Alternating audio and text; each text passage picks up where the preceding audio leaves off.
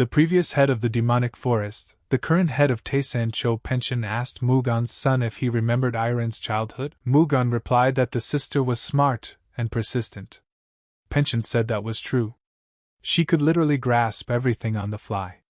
Thanks to the Heavenly Yin. Heavenly Yin is a feature of the body in which innate Yin energy favors rapid progress in the study of sciences and martial arts. However, its disadvantage is that during use, the body gradually deteriorates due to the fact that the vessels are strongly influenced by Yin energy. Pension said some warriors call it a blessing. But for them and him, it is only a curse that took away a loved one. Mugun asked his father, does he regret breaking the bond with Iron? Pension replied that yes, that was his only regret. He would have wanted her to spend the rest of her life outside the demon forest. Should have taken her back then, but learning that she had, while battling the disease, given birth to a child. As a father, it was hard for him to accept this betrayal. Mugun said since that is their position, he takes this opportunity. He would like to say something. He Cho Mugun, being the current head of the demonic forest, he is going to make Shin Murup, Cho Iron's son, the next overlord. Recently, a letter arrived from Shaanxi province. A young man will arrive here very soon. This decision has been made solely for the benefit of the forest, so he asked him to be lenient. Pension immediately thought of Iron's child. And this is his grandson.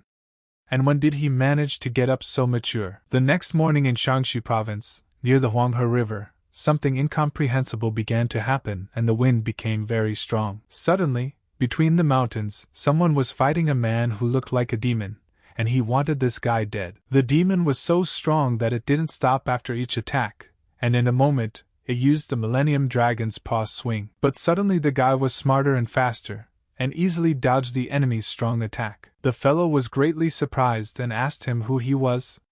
But the enemy replied that he was the dragon of Huanhe. Dragon Huanhe asked him, why isn't he using his internal energy? Then we'll just have to kill him if he doesn't raise his spirits. The head of the gang, Sanchin Shimirup, replied that in that case, he would immediately drop out. And he would only get a slap on the wrist. The dragon, with a smile on his face, asked what he was going to get in the hat? But what kind of weak-minded teacher does he have? Murup asked him, is he provoking? Such tricks won't work on him. And then, he would show him what he had been waiting for. The dragon asked in surprise, seriously? Murup answered him to look carefully. He had learned it from the holy weakling teacher. Murup began to twist with his hands, and suddenly there was a sudden squeak that continued and cut his ears. Suddenly, his eyes changed drastically, and a huge smoke sprinkled from his breath.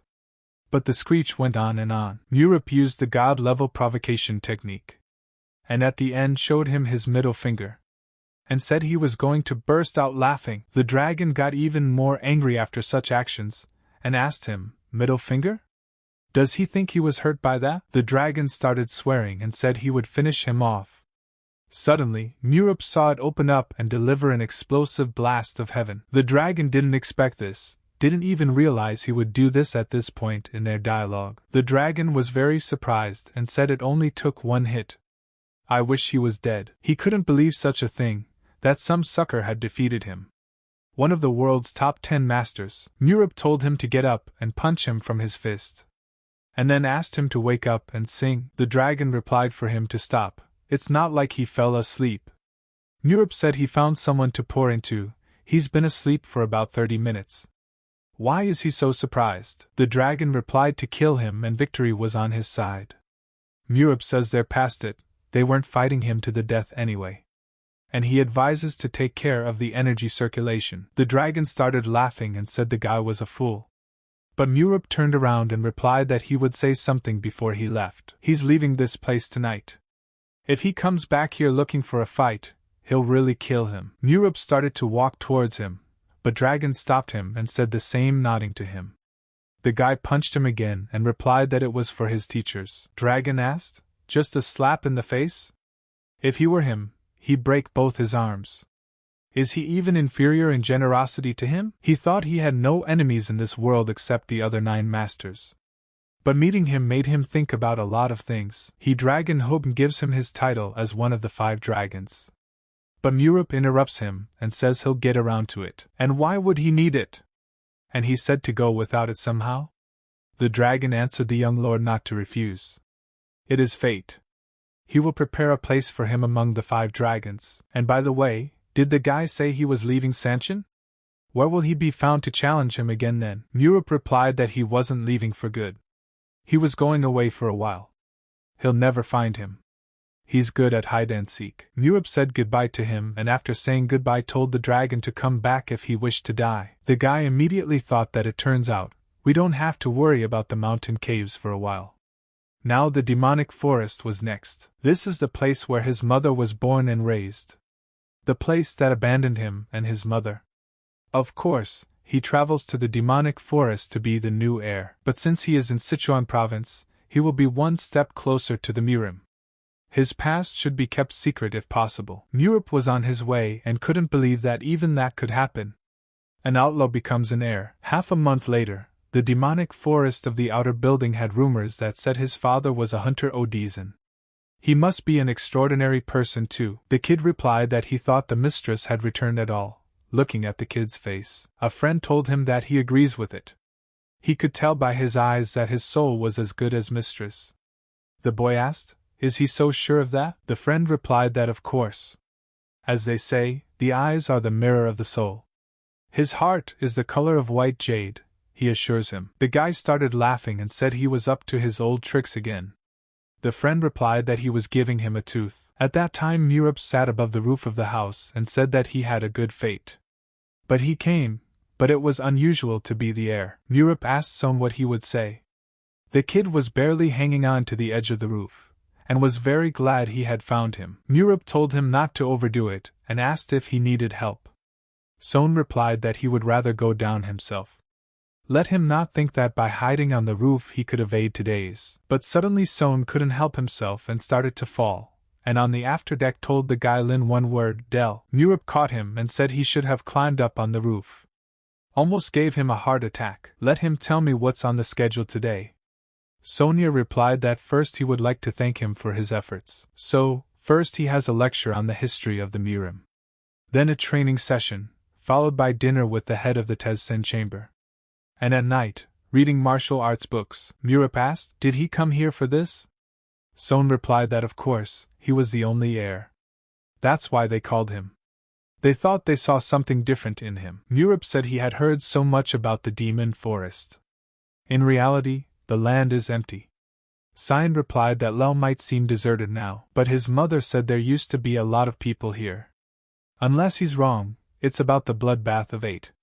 He should hear about it at the lecture. Son approached the Lord and said that the heir had arrived. The Lord greeted the boy and replied that he had prepared tea and sweets. Murup was surprised and said that someone's legs had sharply gone. He went to the old man and told him to finish quickly. The old man replied that the gentleman was in a hurry. Murup apologized and said that but he didn't care for his lecture at all. It was the head of the Narim San Hogan. Hogan told the boy that his mother didn't like them either. However, they are necessary to survive in the Murim. Murup asked him what he would be broadcasting about today. Hogan replied that about the warriors of the Apex Murim. Let him listen carefully. His brigand skills will not defeat them. Murup said he thought he would have to face them often, so let him remember. Hogan was pleased and suggested that they start already. Hogan asked the master if he had heard of the top 10 masters of the world. Murup replied to lay it out. Hogan began to say that the 10 strongest warriors of the Murim. They are the 2 emperors, the 3 kings, and the 5 dragons. Altogether they are called the 10 best masters of the world. Murup replied that he understood everything. Hogan said that in addition to them, there is also a holy dragon hero who saved Murim in the Great War. Due to his uniqueness, he is not categorized as one of the 10 great masters. There is a tale of the 10 best masters of the world, and a holy dragon who surpassed the heavenly level. How's he doing, I wonder? Murup replied that every other person had heard of this story. Hogan said he was glad that he had too. They say that recently another warrior took the place of one of the 5 dragons, the unknown leader of the bandit gang Sanchin. He was given the nickname of the Faceless Mountain King. Murup was surprised and asked the head if he could repeat it again. Hogan said Sankon's gang. He is also called the Master with 3 arms and 6 legs. Murup asked, a master with 3 arms and 6 legs? The head replied that this psycho is truly elusive. Faceless because no one truly knows what he looks like. And a mountain king because he owns all the major mountain caves. At the moment, Murip stopped the chapter and remembered the dragon telling him that there was a place for him among the 5 dragons. He congratulated on becoming one of the top 10 masters of the world. Murip remembered that strange lizard had ended up handing over his seat to him. But why had he done that? In the distant past, 2 children were running from enemies. And Appa told his sister that he understood that it was scary, but you had to be patient. And if they wait a little while, they will go away. The sister asked her brother, what about him? Appa replied that he would hide somewhere else, and on no account let her stay out until the sun comes up. The nurse said she understood, but suddenly he heard a warrior shouting to his men to search. The enemy is somewhere near. Appa said for his sister to get inside and fast. Appa decided to call them to his side, and started running away from them without even looking back. The warrior told his men to catch him. Appa saw the shadow of the warriors running after him and realized he was going to be caught. But suddenly one of them threw a knife at the kid, but it missed a little and only scratched the kid's arm. Appa was wounded and decided not to run away anymore. When the pursuers saw him, they were surprised to hear that he was a child. But the chief said it was not just a child, but a child of Satan. He must die immediately. But suddenly the guy asked the main man, had he forgotten the holy dragon's instruction? You can't touch children and those who don't learn martial arts. The head replied that it was this carelessness that had led to the World War. Hadn't they all paid the price for not uprooting the 8th century 200 years ago? One of them lost his wife and daughter. And the other lost his only little sister. And he lost his family's mind all at once. Unless there be a second bloodbath of 8, every single person from the Hidden Valley must die. But suddenly out of the blue someone came and told them to stop. The old man said that he understood their feeling, but the boy was not guilty of anything. The chief said to give his name. Or are they from the Hidden Valley? The old man asked, the Hidden Valley? No, they're not from there. The man in charge said to go where they were going then. That puppy is Satan's child. The old man replied that he could not agree with him, and as far as he knows, this place wasn't involved in the war against the 8. The only thing they have in common is their roots. But the former and the latter are completely different things. The warrior said this is the first he's heard of it. Where is the proof? But suddenly the chief replied that no proof was needed. To him, this sucker is absolutely the same demon. The old man immediately told Murip to act. Murip immediately pounced on them, and with his quick speed took away everyone's swords so they wouldn't make a mess. Murip told them to get out of here immediately. And he won't tell them twice. The warriors were surprised. But Glavny could not accept such a defeat and grabbed the knife that was behind his back. But Murip's gaze showed that he already knew there was a knife behind the enemy, and the enemy realized this and turned away. The old man said it was all because of him. And he turned to Murip and said that when he was young he had once taken a boy under his wing, and then it turned out that he was in the G8 and started a war.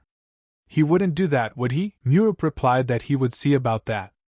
The old man got angry and told his disciple that he was a rascal. The old man told the apprentice that as he already knows he will be retiring soon, so he has one serious request for you. Murip replied that he was listening. The old man said that many people were dying in the Hidden Valley now. Let him help him to make it possible for them to live, seeing the light before them. Murip replied that the task was not an easy one. The old man said that for someone who had mastered the sacred technique of the 8 heavens thanks to the heavenly yin, it was possible. Since its internal power was sealed due to the strong flow of yin energy, it would take some sweat, but it wouldn't let itself be harmed. Murip asked, you can just finish off a holy dragon, can't you? The old man replied that such revenge never ends well. How about naming the mountain settlements he would defend, Sanchin? In other words, the common sky. Murip agreed and replied that he would do as the teacher said. The old man said that since the boy could also become a target, he should always be on guard and keep his eyes open. Murip replied that he understood everything. He promised to be careful. The old man told his disciple in farewell to forgive him, but Murip said it was the teacher, apologizing to him. Looks like he became some faceless mountain king, and one of the 10 strongest warriors. One of the top 10 masters is the leader of a band of bandits. These are 2 diametrically opposed groups. But suddenly the leader approached him and asked if the master could hear him. Murup realized that the teacher's first pupil and the leader of the 8 who killed countless innocent people. With his destructive techniques, he provoked a bloodbath of 8, taking many lives. Even now, a huge number of warriors were ruthlessly slaughtering the inhabitants of the Hidden Valley. That's why he hides his real identity and plays the fool who doesn't know what a MADORIM is. He remembered the boy telling him everything, and it's all the fault of the strange dragon Huanghe. Let it fall into his hands, and he will know what pain is. Hogan at this time asked the Lord for something to say. The head asked him, "Is something wrong?" He turned pale somehow. Murup replied that he wasn't feeling well. And he asked the old man if they could finish for the day. Hogan said, "That's a coincidence. He has a story about a Murimian who, despite health problems, was very active in the martial arts." Murup was very tired and asked him to stop. But Hogan said he suddenly remembered a story about a man who became the strongest master of the world by working every day without rest. Chief Pension spoke at the meeting that since Mr. Chin's basic lessons in Murimism are coming to an end, we should gradually introduce the lessons needed for the heir. What do the others say? Hogong replied that in his opinion, at this moment, when the situation of Sichuan is so unstable, the place of the heir cannot be left empty for too long. Why not go to the really important step now? The head of Wirim, Yu Hassan, replied that he thought otherwise. Pension laughed and said that he thought the head and would not put in his word today. Well, let him speak. Hassan said they were saying that Chip Murup is the direct heir. But what matters is whether he's blood descendant or not. He asked the others if he had a chance to take over the title. Therein lies the problem, and as head Tezsin knows, none of them took the sudden appearance of the young man positively. Let them agree. It would be strange for them to accept God knows who as heir with open arms. Let him give them the opportunity to test his abilities. Pechon replied that such was the viewpoint. Since that was their opinion, the head of Wirim, let him give Murup a task that would remain a secret even from himself. However, let its content and level be appropriate. Hassan faced the gentleman and asked why he was here now. Murup asked, "Why say in such a veiled way that he doesn't trust him? Let him lay out what needs to be done." Hassan was very angry and said that Kanha's Tavern. Let him return this place. It is located in the northwest of Sichuan province. Murup asked with surprise, "Return it? Was it stolen or something?" Hogan replied that yes, it was. The tavern was originally run by the demonic forest, but it was taken away by Cole's group afterward. This is one of the clans of the Wicked Path.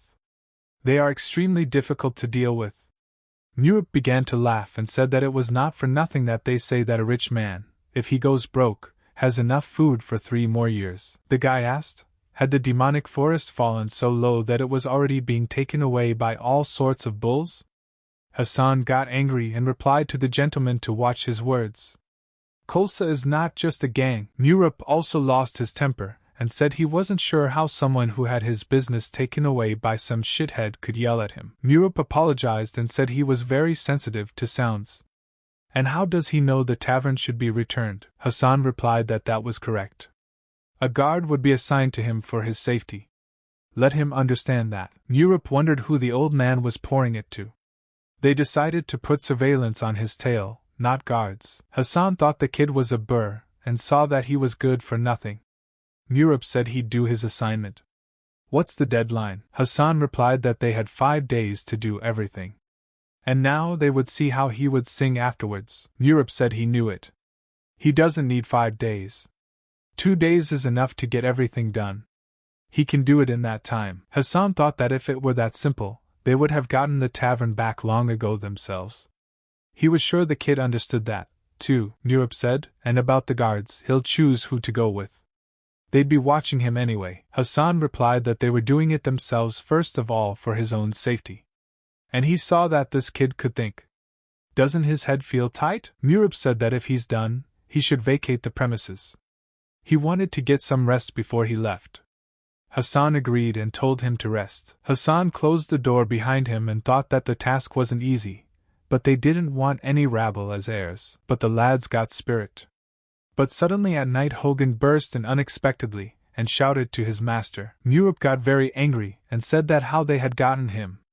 Hogan replied that he had heard that the head of Urim was here.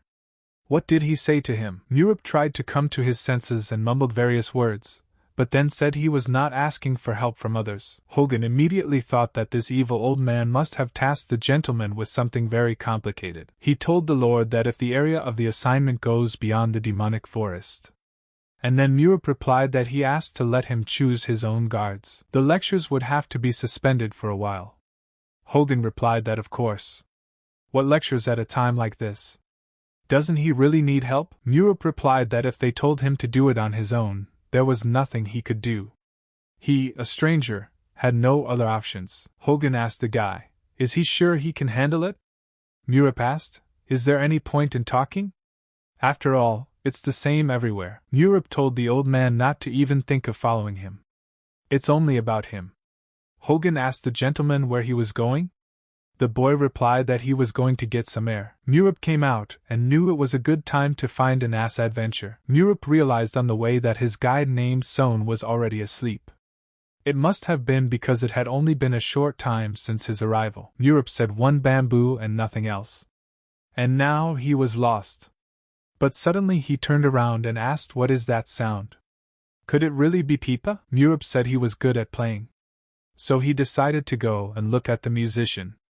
Suddenly, behind a bush, he saw a guy playing a pipa. The guy was singing a beautiful love song and didn't even notice that Murup was standing behind him listening to him. But suddenly all of a sudden he stopped and saw that the stranger was looking at him very strangely, that he was even frightened. They stared at each other for a few minutes, and suddenly Murup smiled and said, "The guy sings well." Murup said, "The kid's got real talent." "What's his name?" The guy said, "His name is Udeha. He's in the 6th team of the Black Blade squad." Murup asked what he was doing here on a night like this. Deha replied that he was spending his last night as a warrior, and he can't take up arms anymore. Judging by the guy's clothes, is he the gentleman they're talking about these days? Murup replied to the guy that he was a quick thinker. He didn't understand why he couldn't hold a gun anymore, by the way. Deha asked him what color he thought the moon was. Murup was surprised and replied that of course it was yellow. Suddenly Deha started laughing and said that everything was in black and white for him. Murup told him that he must have failed the mission because of that. Deha was surprised and said that the boy had guessed. Murup decided to find out about everything and told him to spit it out. Deha said that he was the commander of the Black Blade squad that is in charge of special assignments in the demonic forest. At first, everything was going well. They were assigned to deal with the outsiders who had invaded the Eastern Division. As luck would have it, their uniforms looked very much like the enemy's. Suddenly someone shouted to him in the midst of the war for the commander to help his warrior. Deha replied that he was on his way, let him hold out for a while. Deha swooped down on the enemies and used his shard destruction technique. But suddenly the warriors were surprised and all looked at the commander. He ended up mistaking allies for enemies and seriously wounded his comrades. The warriors shouted that they had to leave. Their stupid commander had lost his mind. His unit was unable to defend the Eastern Division, so he made a forced retreat. After this, he was demoted in rank. But because of his guilt, he could no longer join the battles. Deha said, "That's a lousy story, isn't it?"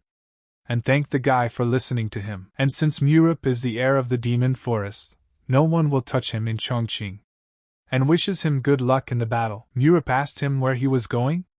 Deha replied that he thought he would go to some quiet place and farm. He does not belong here. Murup asked, "What the hell else is agriculture?" You can see that he can't get military discipline out of his mind. Deha asked the guy what he meant. Murup replied to tell him to stop talking already, and told him to give the sword. Murup took the sword and drew it out, and said that the one who pours in that he is retiring has a well-maintained weapon. He's a warrior to the core. A tidy sword is the foundation of the demonic forest's martial fundamentals. He realized that this guy's pride wouldn't allow him to completely quit. Murup told the lad to take him to Kanha's tavern, and he would fix his head. Deha replied that he would repeat once more that he was leaving these parts. Murup looked at him angrily and asked what he was saying. He didn't belong in the demonic forest? Deha replied that was correct. Murup rejoiced and said that then a new one they will definitely find. He suggests teaming up like an outsider with an outsider. Deha realized the carefree nature of this guy. And a life with nothing left to lose. If she followed him, Would he be able to change? After 2 hours, they reached the northwest of Sichuan province. The Kanha Tavern. Deha was greatly surprised and saw that they had succeeded. The master had won. 2 hours ago, in Sichuan province, in Chongqing City, Deha said that it has 4 exits. One is in the north, the second in the east, the third in the west, and the last in the south. All of them are connected by 2 paths resembling a cross, and the demon forest controls the northeast. Murup asked, "What about the other 3 exits?" Deha replied that the 2 in the southern part were administered by a clan called the Great Blade. The remaining one is shared among the clans in cooperation with the Great Blade. Murup said that's why the demon forest was so fed up with the wicked clan. "They've got bigger fish to fry around here," he asked. "If you attack the Cole's gang, will the Great Blade get involved?" Deha replied that if there was a reason, yes. But they don't want an all-out war either, as they would lose a lot of warriors if they clashed with the demonic forest. Murup asked what their chances of victory were, in a battle against the Great Blade. Deha replied that a definite defeat. Although the number of top-tier masters on both sides is roughly the same, the scale of combat forces is vastly different. The warriors of the unholy Chongqing clan and the Ronins are on the side of the Great Blade. Murup said then one should just not give them a reason to attack. Deha asked, then what is he going to do? Murup replied by pointing his finger to go here. This tavern will become his. Deha was greatly surprised and didn't even realize what he was carrying. Murup told him to go and buy meat. We can have them exposed. He'll make some noise. He doesn't need to get involved. Deha asked him if he would go alone or together. Murup replied that there were reasons for everything. Let him wait outside. Whatever happens, let him not go inside. Deha replied to the gentleman that he understood. But did he really have some kind of plan? But suddenly everyone in the tavern stopped when they saw someone enter. Murup immediately went to the supervisor and told him to give them a bottle of hot liquor and a snack. But suddenly one of the men called him handsome and said he hadn't seen him here before. Was he passing through? Murup replied that yes, that's right. The man said he speaks right away as he doesn't seem to know the rules. At this time they take seats here in a slightly different way. The man asked him if he would show him his wallet. It was the leader of the Kolsa gang. Murup immediately realized that it's the bastards from the unholy path who don't know how to do things differently. He told him that everywhere is really the same. Murup asked, are they such insatiable miners? They can't get enough of everything. He realized that the most effective way to get what he wanted was to negotiate. Muban became very angry at such words, and immediately set about fighting him and teaching him a lesson. Murup realized that a reason was needed for negotiations. Muban punched him in the face, and one of his men grabbed his arms and said the kid couldn't even dodge. He realized that the Great Blade would have no reason to intervene in these negotiations. He had simply come to the inn for a drink, and this incident will be gratuitous violence from Chols. Muban immediately hit him with an elbow right on the nose. Deha was standing outside the door at the time and said that he heard the Lord knows the basics of martial arts for self-defense. But he seems to be much stronger than they say he is. If a great blade would fit into all this. But suddenly the door collapsed behind him, and Murup flew out like a sack. But suddenly Deha looked into the tavern and saw that he wasn't there, and the brigands were saying he'd had a good kicking. He hasn't had such a good time this year either. Murup said at this time that he was outside.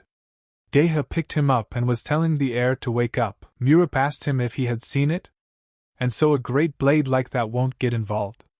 And then you just have to not give them a reason to attack. Muban said that he was a snot-nosed freeloader from the demon forest who couldn't even use a sword. And then Deha realized why the Lord had brought him here. The men asked, hadn't that guy just called him heir? Such a bastard can't be the heir. Deha asked them, did they even know who had just been touched? Everyone immediately turned pale, and said that this guy was lying. Deha replied, telling them rightfully. This master is the heir to the demonic forest.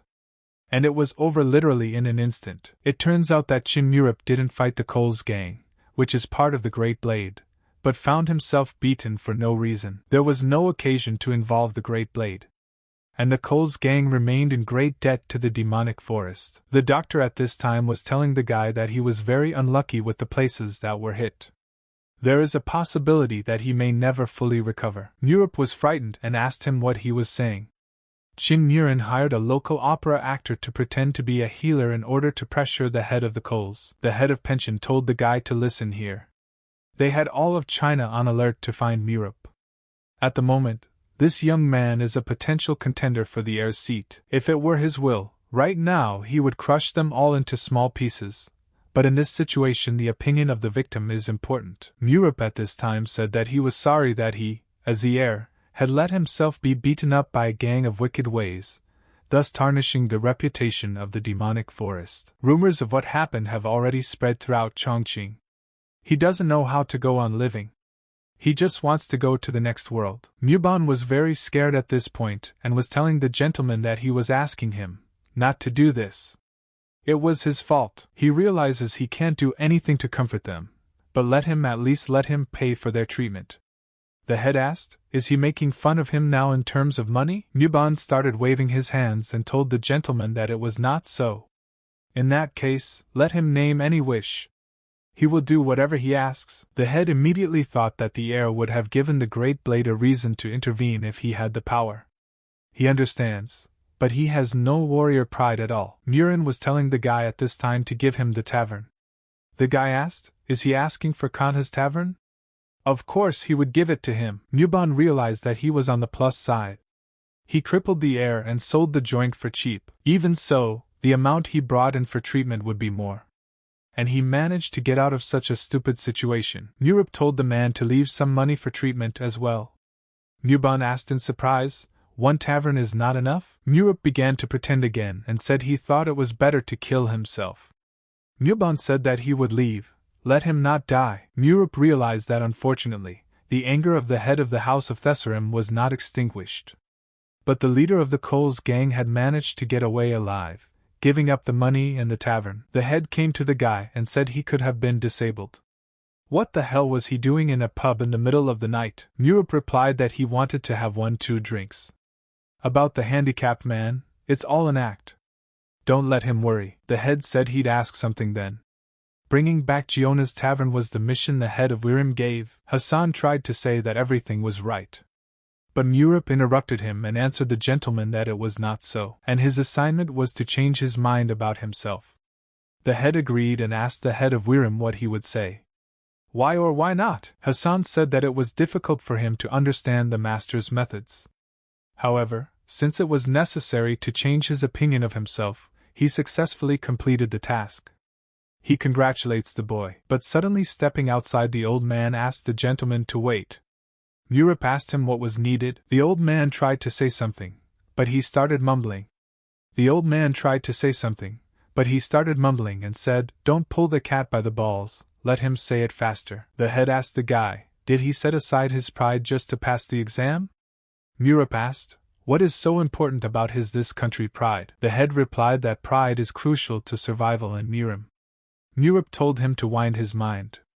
When one wants to achieve something, sometimes one has to wallow in shit. He thinks that if they, unable to even squeeze the scum back into the inn, they put their pride forward, someone will thank them for it. Murup told the old man to wake up, and to think better of the real enemy that sits right under his nose.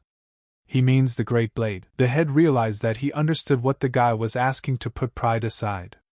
But why go down such a difficult path? A lot of people don't take him seriously. And what normal warrior would follow someone who's been a punching bag for a gang? And he would have to work hard to increase the heir's support. Hogan came over and said that the weather was nice outside. But the head replied that he should get out of his sight. In Sichuan, Qingqing late at night, there were a lot of people gathered in front of the pub. And everyone was thanking Mr. Henim for the wonderful dinner. And he had done a great job. Henim told them to stop sucking up. The man handed him the bottle and asked if they could all have a sip afterwards. Henim replied that he wouldn't give anyone anything. What is this world coming to?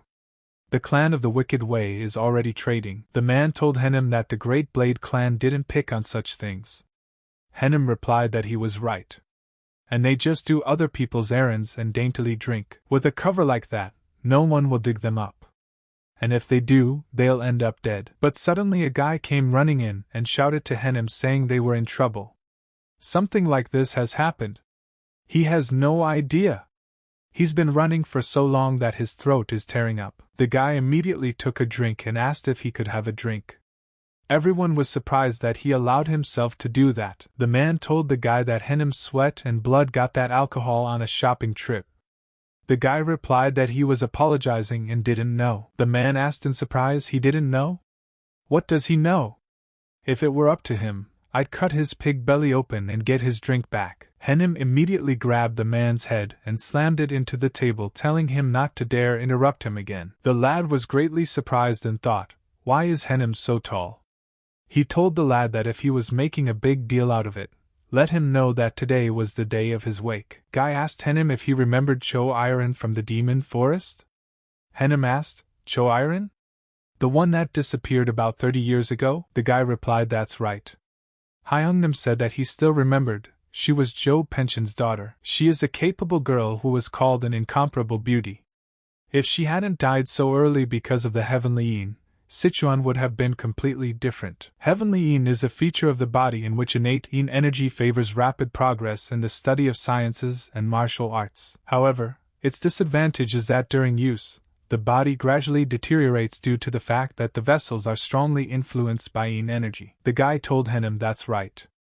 So her son showed up in the demon forest. Henim asked, is he messing with him? Is he saying she gave birth to a baby boy with a disease? The guy replied that it was true. The demonic forest is in full turmoil right now. Although he doesn't understand what the point of an heir is anymore. Henim grabbed him by the neck and asked him if he knew martial arts. The guy apologized and replied that he didn't know, but suddenly the guy started yelling at Henim and asking why he's taking the gun. He doesn't know anything else. He came running here as soon as he heard the news. Henim told him not to be afraid and called him another asshole. The guy asked him where he was going. Henim held nothing back and replied that the Great Blade clan was the one to go to. The liquor stays with them. Henim realized that right now, the Ronins had the backing of the powerful Great Blade clan. Because the demon forest had no heir, they all considered the Great Blade to be the master of the province. But all of a sudden, Cho-Iron's offspring showed up out of nowhere?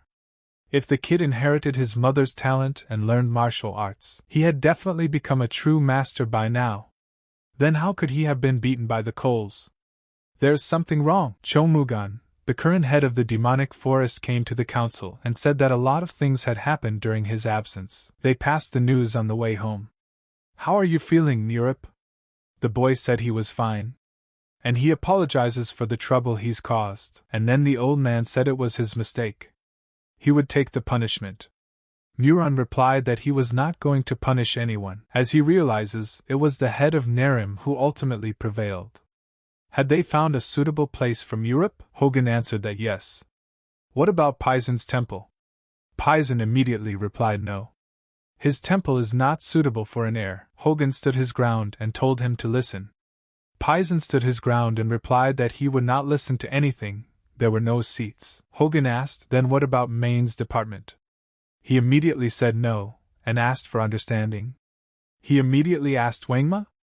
They immediately told him to consider other options. Mugan thought that no one wanted to take Murip in because he had been beaten up by a gang of thieves. Suddenly, Head Wirim said he had an idea. Mugan told the head of Wirim to speak up. Where could Murip be sent?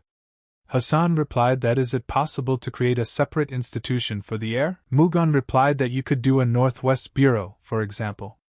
That is exactly the right place to do it. Hogang understood that the Northwest Bureau was in the past, when the Demon Forest held a commanding position in Sichuan province. Chongqing's business affairs were managed by the Chongqing office of the same name.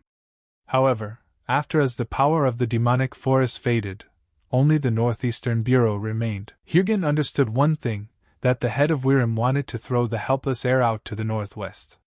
Where are the forces of many clans stationed? Mugan asked if they still had a trading post that way. Hassan replied that yes, the Kanha Tavern, which the heir had returned. Hogan asked the head of Wirim, is he out of his mind? Is he still trying to mess with the heir? Hassan asked the old man, does he take a child of 5 years old him? Hogan asked, then what's his problem? The heir almost lost his life because of his wild exam. Hassan replied that he recognizes his assignment was wrong. He did not expect the heir to actually take any action, but the outcome was different. He saw great potential in the heir. In his opinion, he would be suited for a place he could run on his own. He believes he was born with this gift, since even for them the heir is unpredictable, it's all the more so for the others. If they erect the Northwest Bureau, he will allocate his warriors to the heir. Hogan asked the head of Wirim why. Hassan told him to shut up. He wanted it that way. Murup saw that the head of Wirim, it turns out, wasn't exactly a nerd. Mugan asked head Wirim if he remembered the hidden meaning behind the erection of the Northwest Bureau.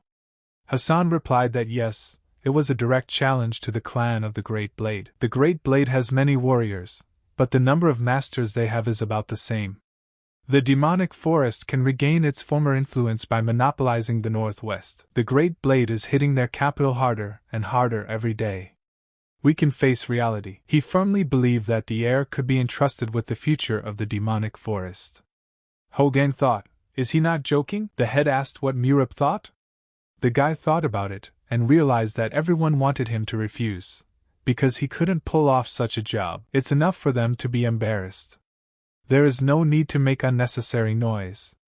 Murup asked the gentleman if he could say it again, or else he couldn't hear well because of the heads of Wanma and main departments asking him to give up something there. Hassan said that their Murup is really unpredictable. The Northwest Bureau is in charge of entrepreneurship in Chongqing. Murup said that the problem is that the clans located there are allies of the Great Blade. If they provoke them, the Great Blade will intervene 100%. Mugan said exactly that. The fighting strength of the Great Blade greatly outnumbered them. But if some of the smaller clans of the Northwest subjugate themselves, the numerical imbalance will be reduced to some extent. He realized that despite their numerical superiority, the Great Blade clan was also pressing the economy of the demonic forest to subdue them on all fronts. Even if Murup fails, it's not a fact that a war will break out. Suddenly Murup said that he agrees. However, he doesn't need the labor force. Hassan stood up and told the gentleman that the complexity of running a trading bureau was fundamentally different from his task of taking over the tavern. He would give him a guard who would accompany him everywhere, and at all times. Mugan said that is correct. The work is extremely important and wide-ranging. Let him follow the advice of Chief Wirim. Murup asked, would anyone follow him? He doesn't need warriors. Mugan told him that he is as stubborn as iron. Hogan too replied to the Lord that he agrees with him. Murup said he would go last. And no one seems to trust him. But there's nothing to worry about. They'll meet here again after he takes over the Northwest. Henim went to the chief and asked if they thought it was suspicious. The chief replied, Kanha Tavern? Henim asked him what he meant. The chief replied that the lad had returned the tavern without once using a weapon, so that they had no reason to interfere. It is not often in Murim, where everyone likes to show off their pride, that you meet someone who has a practical purpose. Moreover, he is his age and heir. Amazing, they had never seen each other yet, and he already felt a connection between them. Heir to the Great Blade. Sichuan's sacred sword Chongwagi said bluntly that he wished to meet Jin Murup. At the moment of sending Murup suddenly felt something and asked, is it Jin Huan who came? The guy replied that he did. Hiseo Jin Huan, the head of the secret unit, greets his lord. Murup told him that he told him not to come. Did he forget they were watching them? Jin Huan said that it was his fault, but they couldn't let him go alone. He asks, letting him at least follow him? Murup replied that he was as stubborn as a donkey. He asked Jin Huan, where are his subordinates? Jin Huan replied that they were waiting outside the walls of the fortress so that they could spring into action at any moment. Murup asked, is living on the street really living? Let him prepare overnight accommodation for everyone. Jin Huan replied that they might be exposed. Murup asked if he thought they would come this far? Jin Huan replied that he was obeying orders, and by the way, the Lord is his height. But Murup answered him that he was ceasing to grow slowly already. Now, among the top 10 masters in the world, he has almost no competitors. And when the growth process is over, the inner energy that his teacher sealed will return to him. And by the way, since he's here, he's willing to give him a job. Will he obey that order? Jin Huan replied that the Lord would only give orders. Things were moving quickly in the Northwest. Thanks to the financial help of the heads of Narim and Wirim, the inn, which had been empty since the departure of Cole's gang, had seen new life. The sane guys said they welcomed the heir. They are ready to serve him, the heir. He is Puget's cook. And the other one's name is Adon the peddler. The Northeast also provided a good labor force by entering the Northwest's position. Sakin said hello and said that he had been walking around all day and now he was starving. Let them boil something they are most sure of. The cook said he would have everything ready right away. Murup realized that with gorillas like that, the tavern would not be cleaned out. Deha asked the gentleman if he could inquire about what he was reading. Murup replied that he was reading a book that summarized the situation in the Northwest. Kholsa gang, military officials, Sog clan, Sakan clan, Childo clan, Mukwa gang. What a lot of shit has already gathered here. Deha replied that the Kholsa gang and the Mukwa gang were only here to maintain trade. Others make money by transporting various cargo or transporting people. Murup replied that it says something about coals, and suddenly the cook brought the food and told Murup that it was interesting. The leaders of Kholsa and Mukwa are at odds with each other. Why does he think that is? Deha replied that these gangs are similar in that they work for the Great Blade clan. One could think of the Kols and Mua as rivals, as they definitely need to prove their abilities in order to continue to work with the Great Blade. Murup said that's right, and told Deka that he would have to be an errand boy for a while. At this time in Chongqing, Northwest, the clan of the Wicked Way. The Kols gang was sitting in a tavern, and they said that it was bankrupt. It was the leader of the Kholsa gang, but suddenly a servant came and told the lord that a guest from the demonic forest had arrived. Muban asked, "From the demon forest? Do those freaks want anything else?" The servant replied to the master that no. The guest came with a gift. Muban said that was the place to start, and let them see what the gift is. Let him come in. And then Deha came in and told the gentleman that they hadn't seen each other for a long time. Muban was surprised and asked Sponger, "And what does he want?" Deha replied that he was here on the heir's orders. He told him to give him a gift. The servant immediately grabbed the gift from his hands. Deha said it was fried cakes. A gift in honor of the opening of the Kanha Tavern. Muban asked, "Is this brat being ordered over him? He ruined his whole life with his old tavern. He don't give a shit about those buns. Let him spill what he's really here for." Deha replied that that was the end of it. He would stop by again tomorrow. Muban asked, "Seriously? Did he really hand over the tortillas and leave?" The servant replied to the master that everything was correct.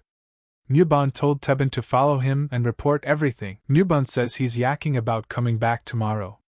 He's got a feeling he's a little off after these visits.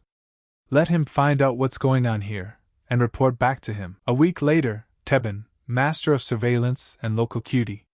His surveillance of Deha has been going on for days. After buying risky tortillas at the bazaar, he always goes to them. During this time, he realized one thing. He seems to like tortillas. Since he only buys them and nothing else, what flavor will he take today? Bean paste or honey? He likes the former better. All of a sudden, Tabin came to the master and said that was the end of it. Muban got angry and replied that he had been stupidly eating buns all week. Tabin said his words hurt him. He actually got the information. Rumors began to spread among the people that they were on friendly terms with the demonic forest. Muban asked, "What the hell is that? Why the hell are they their buddies?" Tebin replied that the man in red gave them tortillas every day. Looks like the Moa gang found out about it, and started a rumor that they had befriended a demonic forest. Muban got very angry and told him to say that in another 100 years, and Ching Murup would be a dead man. Deka asked the gentleman, "Should we carry rice cakes today too?" Murup replied that no, he may not go anymore. 100%. People have already started chattering something like, "A bunch of scum through the Great Blade and sucked up to the demonic forest." The Mukwa gang is already messing with their heads, and now they're messing with theirs. In this state, the Kols won't be able to use the head properly. And yes, the unloved leader is delayed. Just then Muban entered with his foot shouting. Murup told Puga and Adan to bring the guest a drink. Muban asked, "Where did he see a guest here?" Murup replied, "His face is so red, he'll probably fall off his feet soon. Let him sit down soon." Muban immediately slammed his foot down on the table and asked, "Does he know why he's here?" Murup asked, "To have a drink with him?" Muban asked, "Did he think he was a total sucker? Did he think he was fooling him? And this time it's different, he'll finally start to fear him. Murup asked him, in other words, will they not talk? Muban replied, no. The master asked, and drink too? Muban replied that he would rather beat his head in with a bottle.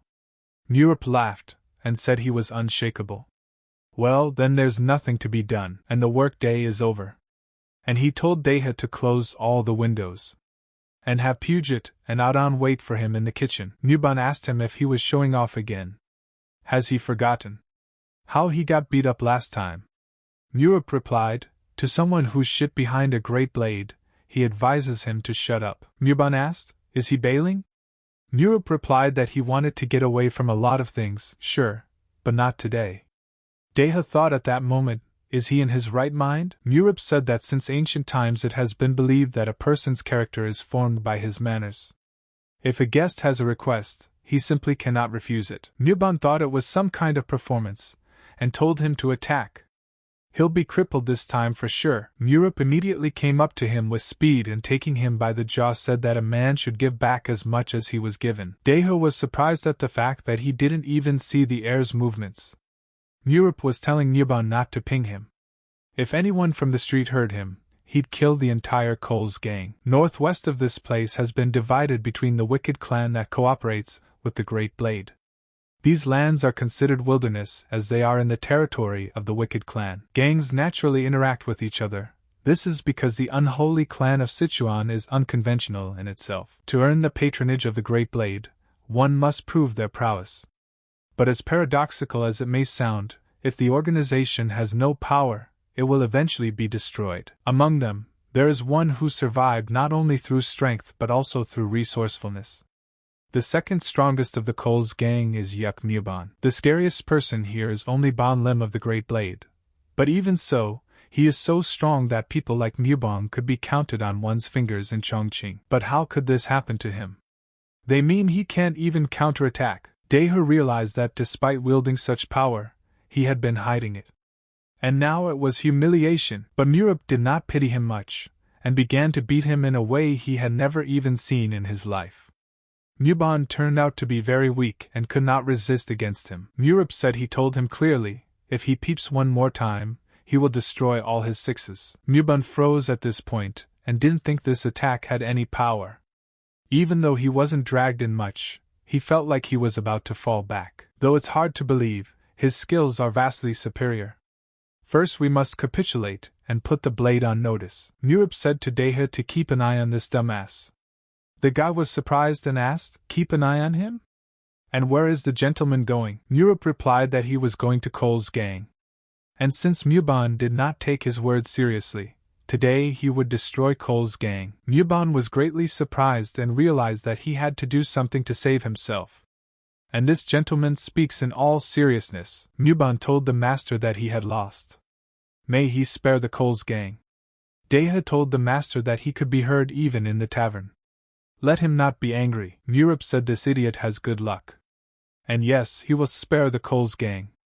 Muban replied that he thanked the master, and he's overly grateful.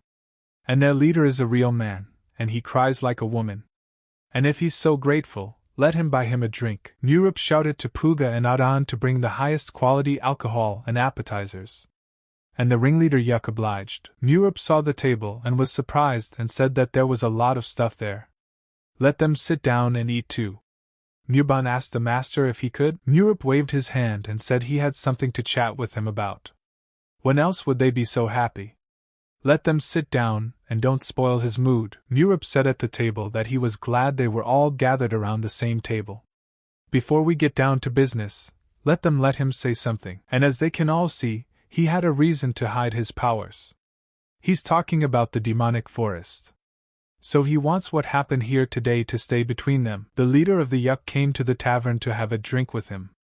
And would Muban be able to keep his promise? The boy replied that he would keep his mouth shut. Murup said that's good, and suggested that they should have fun now, or is there something that is bothering them?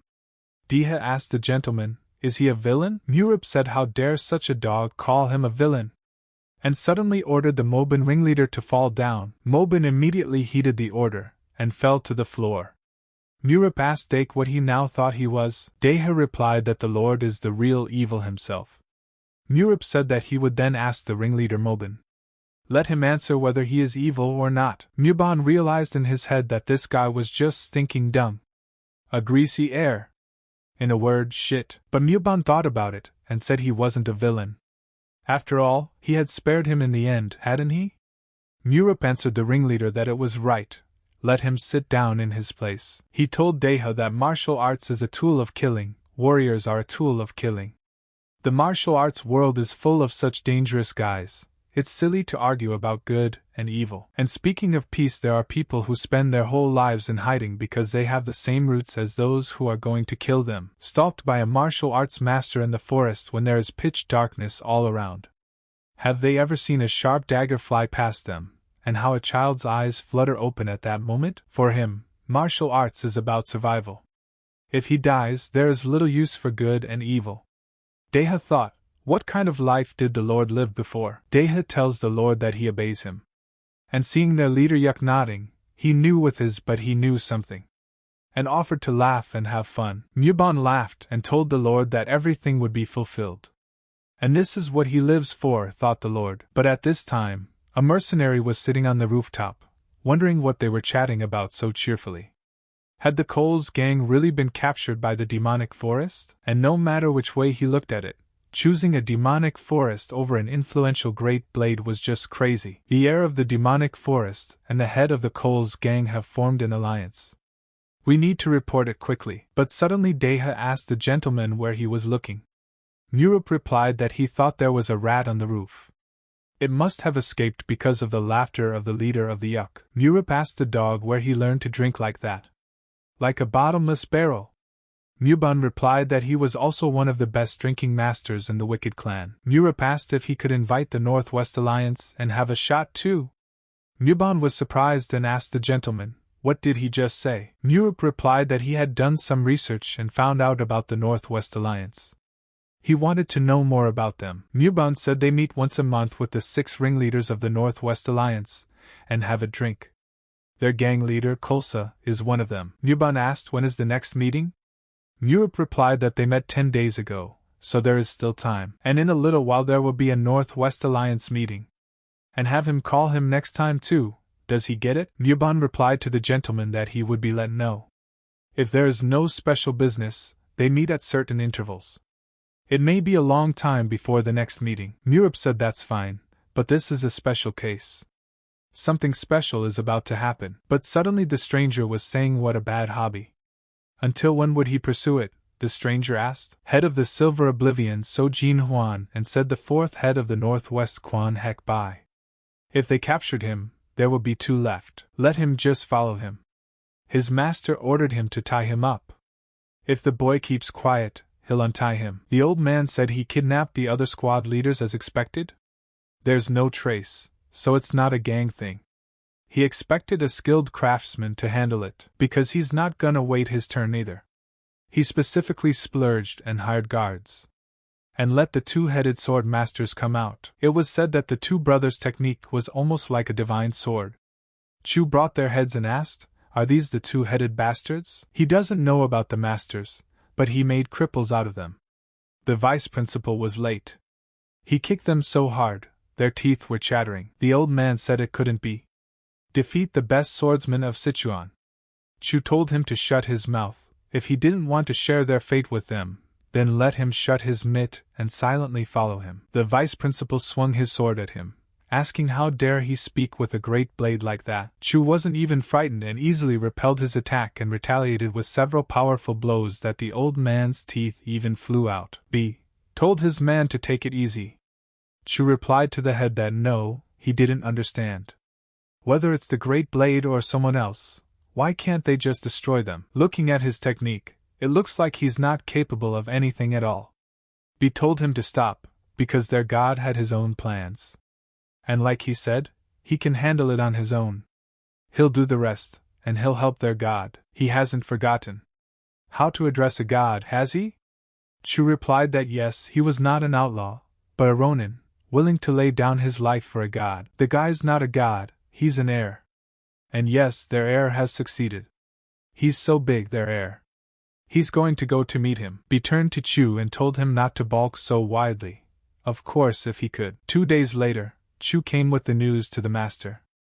Murup was surprised and said how tired he was of this man. Chu started laughing and said that he hadn't seen the master in a long time. Murup replied to Chu that he was curious about something. Why, out of all the guys, was he the one who showed up? Chu replied that no one knew him in Sichuan. That's why he was ordered to come here should he come back. Murup replied that no, he had already been told by Jin Huan, hadn't he? Not to call him God, but to call him master. Chu told the Lord that he understood. Well, who else needs to be killed? Murup replied that there was no one yet. Don't even take a step without his permission. Chu was greatly surprised and did not even understand how it was possible. Chu said that if the Chaksho bastards are still gone, then why did he call him? Murup replied that he didn't call him. He said to call anyone, and he was the one who showed up. Chu said that's apparently how it is. Murup was very surprised and replied that he was going to go nuts. The Lord told him that the boys from Chaksho would be here soon, so he should save his strength for now. Chu replied that he understood. Murup opened the door and told his boys to come in. Diha asked the gentleman if everything was okay. What the hell is this? Murup replied that it was Rongnan from Shangxi, who had an indirect relation to him. He has one thing to do with them, so he called him. Deha said that it's clear. A man from the Coles gang has just arrived, but all of a sudden a guy came running in and told the gentleman that he welcomed him, and started saying that the Northwest Alliance was calling for a concilium. Murup was greatly relieved after these words and told Chu to get ready. The Chaksho dogs would come soon. Northwest and Chong'an Fortress. This place is run by one of the 6 gangs of the Northwest Alliance, the most powerful Saka gang. In this tavern they meet once a month and negotiate. Although the schedule was not kept, the meetings were always held. But what is the Lord up to? Mobin thought. Mobin told his men to wait outside. He knew it was very difficult to get an audience with these people because of the rumors about the demonic forest, and apparently he's on their bad side. Damn it. And he felt bad about that Moa gang leader too. Muban told them to open the doors to him immediately. He realized that if he was branded a traitor he would destroy them all. There was a gathering of the unholy clan of the Northwest Alliance in the Northwest, and Muban said that apparently he was the last to arrive and everyone had already gathered. The head of the Moa gang, Chu Kwang-du, said that Mubong turned out to be a fat-skinned man. Shouldn't he be licking the demon forest's ass? Mubon replied that yes, there was a rat who was spreading rumors and shaking the air aimlessly. He would surely find that rat and strangle him. The others were greatly surprised, and thought to themselves, just to give this prick a try. As the opportunity presents itself, he will be the first, Mubon thought. Suka gang leader Suk Kyung says if they want to have fun, let them do it outside. He doesn't want to see them destroy his tavern. He'll think about the problem of Chief Yuka.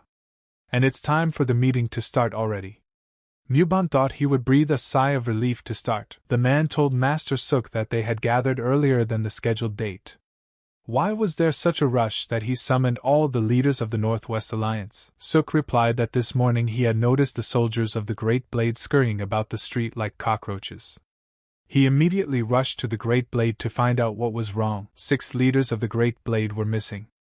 Mubun knew immediately that something special was about to happen. Mobin was very surprised and showed himself to be in bad taste, but said he was just too surprised. When he said that something special was going to happen, he meant it. Heir. The leaders of the Supreme Blade aren't mere teddies at all. What is the real personality of this heir? His heart is about to become. He asked. Is it some bastard from the demonic forest? But suddenly, one of them said that he didn't think so. Due to the appearance of the new heir, the Great Blade carefully watched the demonic forest. There were no suspicious movements from them. If we talk about the ringleaders of the Great Blade, they are definitely not easy opponents. And in the demonic forest, where there isn't even a normal army, this risk is unnecessary. The second man said that the knife behind his sinus was much scarier than the knife being waved in front of him. If it's not a demonic forest, is there someone more dangerous? Sok replied that's why he'd gathered them here. He thinks they should help in the search. The man said that's the problem with the Great Blade, but suddenly someone outside turned to the foreman. Mobin asked what was the matter? He was answered at once that he should take refuge in a safe place. An unknown intruder had broken in and wiped out their warriors. The Lord asked with surprise, "How many are there?" And then Chu opened the doors and said how he can't stand the bad guys. If a man speaks, you have to listen carefully. And they all deserve to be punished. And then Murip pushed him and said that he couldn't see anything and let him move a bit.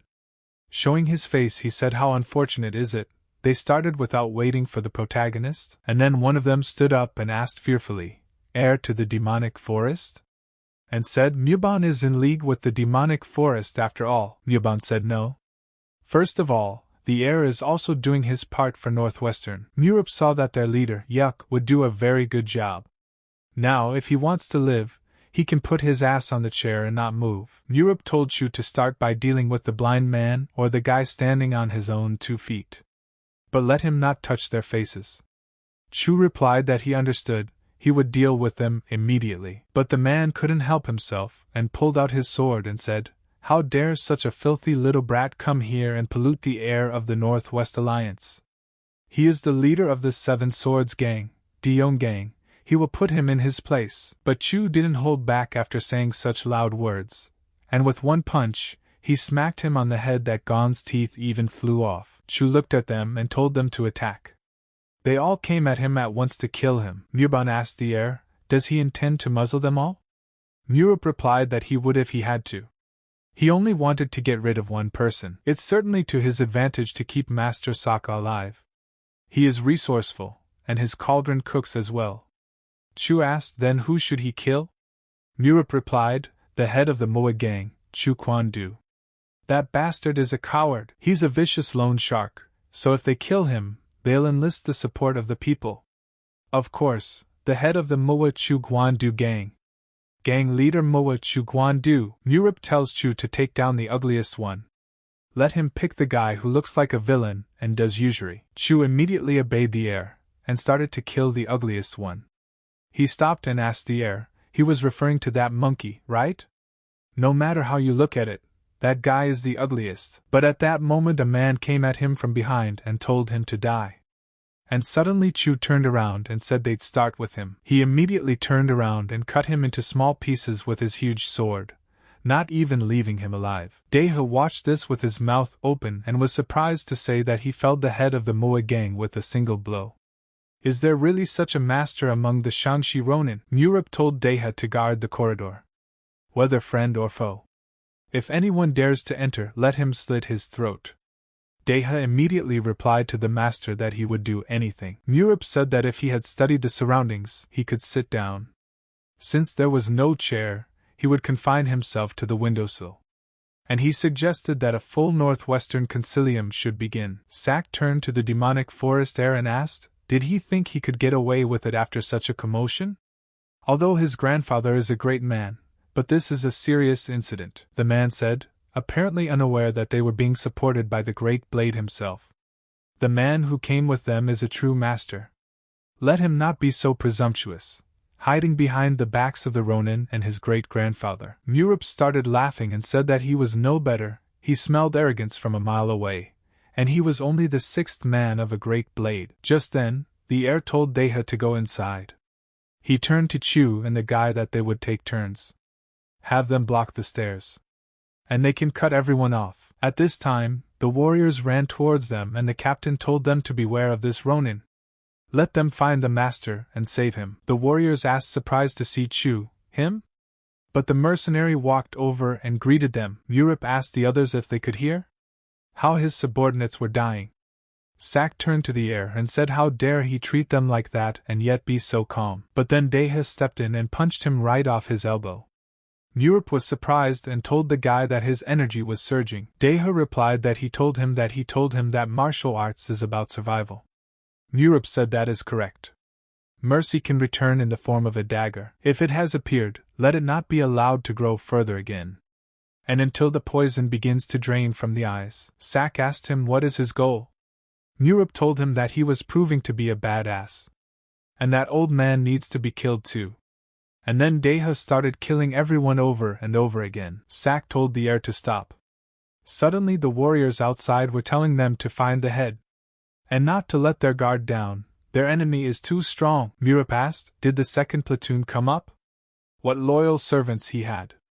But Sak shouted at them not to come in. Chu at this time was telling the head of Sokka that he would give him a chance. If he wants to tear him up, he'll let him go, let him attack. Murup said one of them is an insect of the demon forest. The other is still under his grandfather's wing. But since they would only have to deal with one monster like Ranin, wouldn't this fight be worth it? Murban immediately upon seeing such a face realized that it was an inexplicable feeling of fear. He never thought that there would come a day in his life when he would look at them with pity. Murup told the Yuk leader that the head of the Mukwa gang is dead. He can go and take over his territory. It is his now. Murban was surprised and asked, "Can he really do that?" Murup replied that, however, all the property that had been taken by the moneylenders should be returned. Let him free the abducted women by paying their traveling expenses.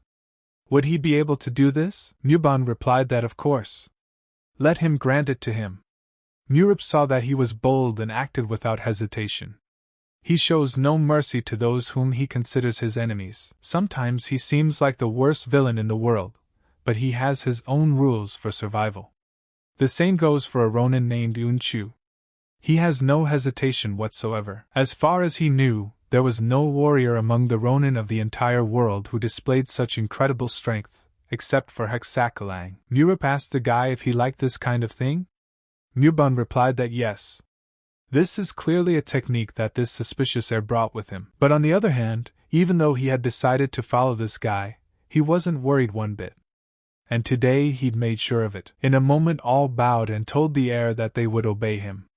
Let their men be spared. Deha and saw that as far as this man was concerned, he would definitely regain the lost dominance of the demonic forest. Murup tells Deha to go and get Chu.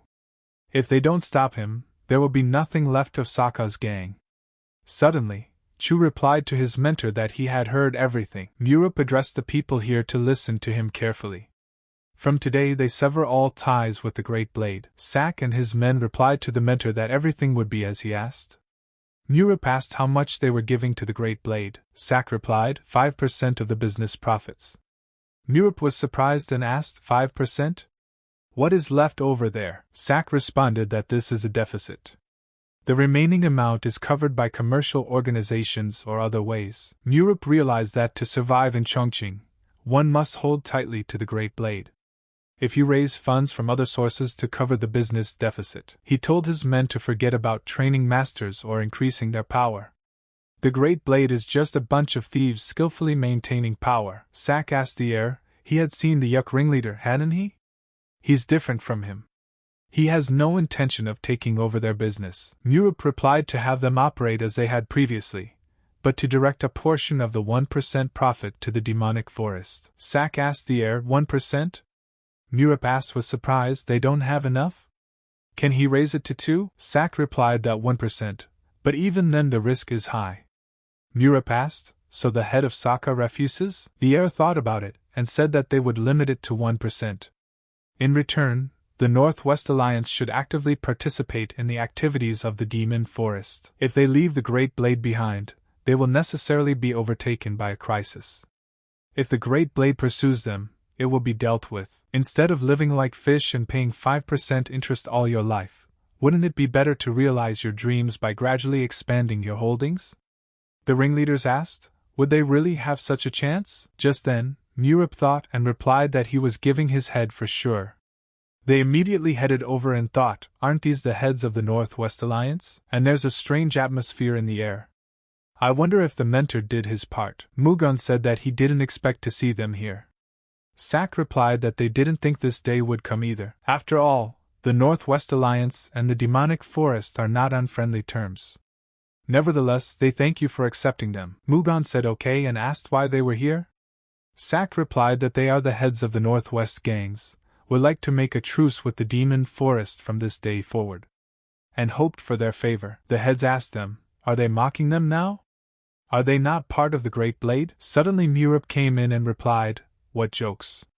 Why were they so upsetting to the people he had gone to such trouble to find? And introduced himself as Chin Murup of the Demon Forest, greeting the ruler of Lim. Mugan told him to come through, he had wanted to see him for a long time.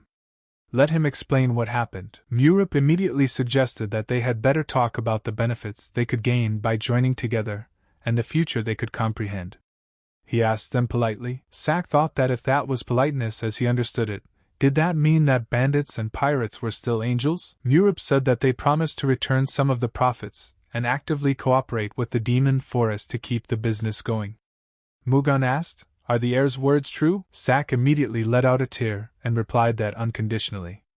The others were thinking at this moment, what trick did the heir use this time? A while ago, the head of the Coles gang also came at the heir's initiative.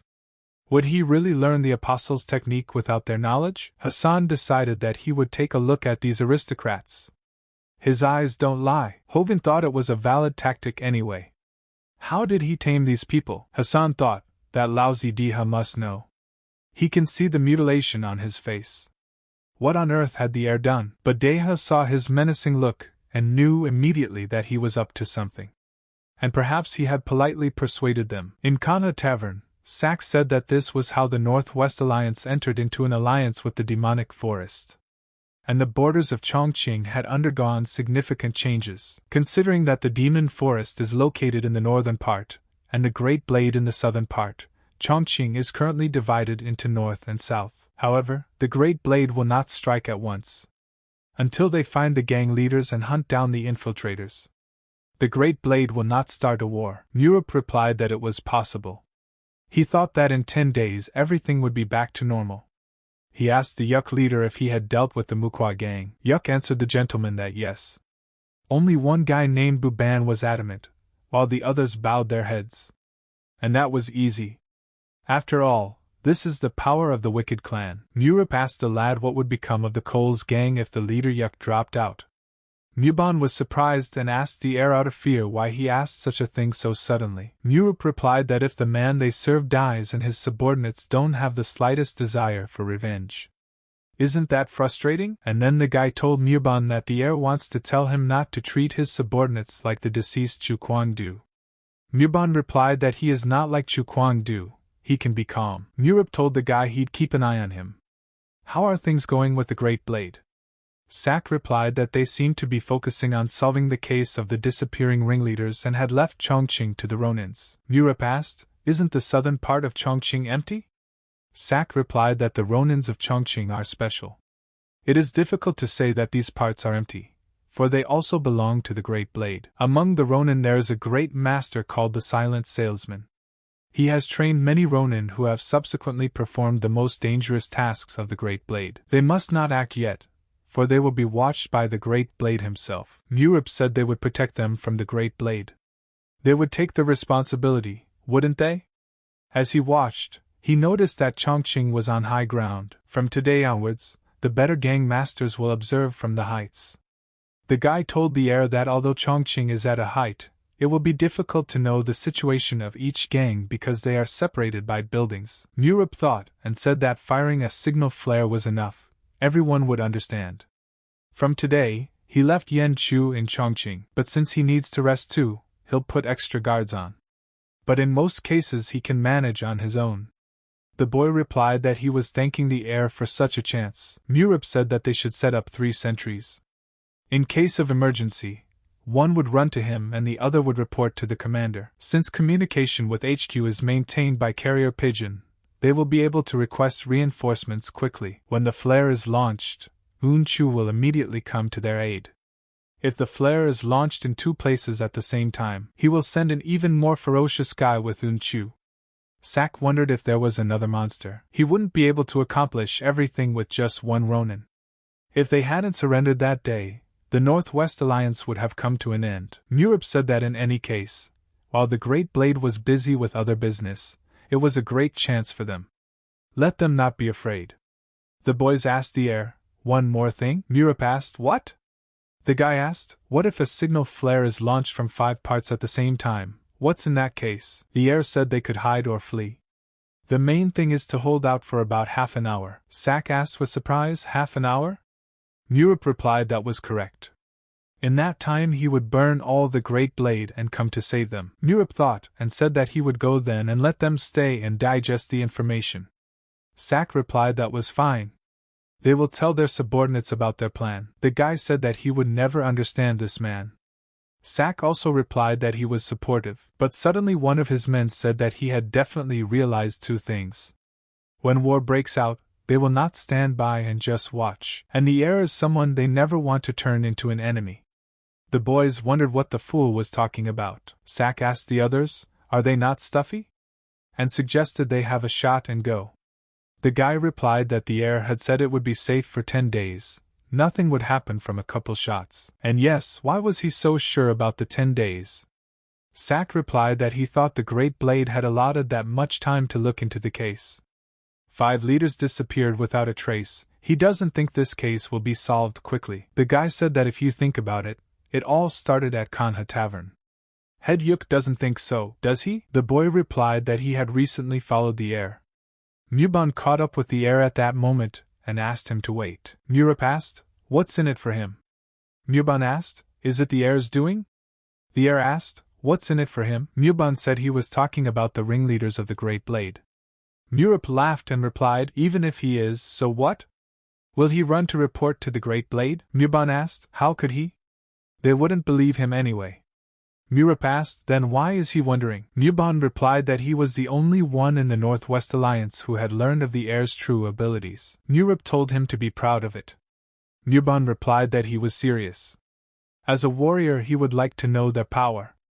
The heir said that even saying that, he doesn't believe him. Muban told the heir that he always believes him. Murup answered him that since it was him, he would share the secret with the leader of the Yuk. Since the world is full of widows, he can't be certain.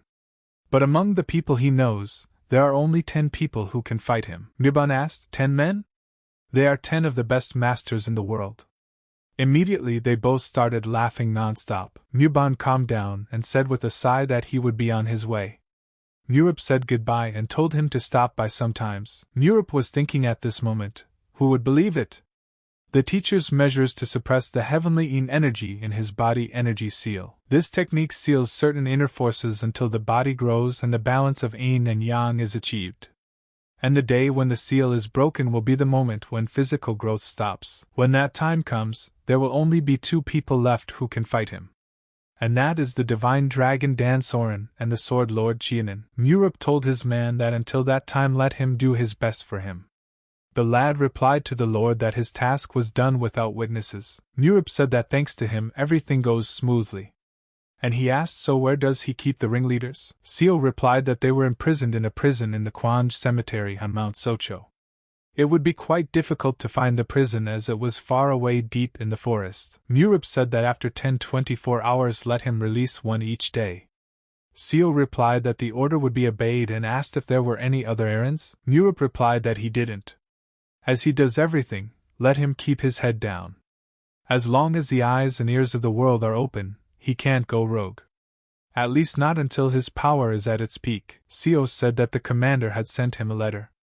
Murup asked Manhwa if he had learned something for him, the boy that Chin Murup saved in the past.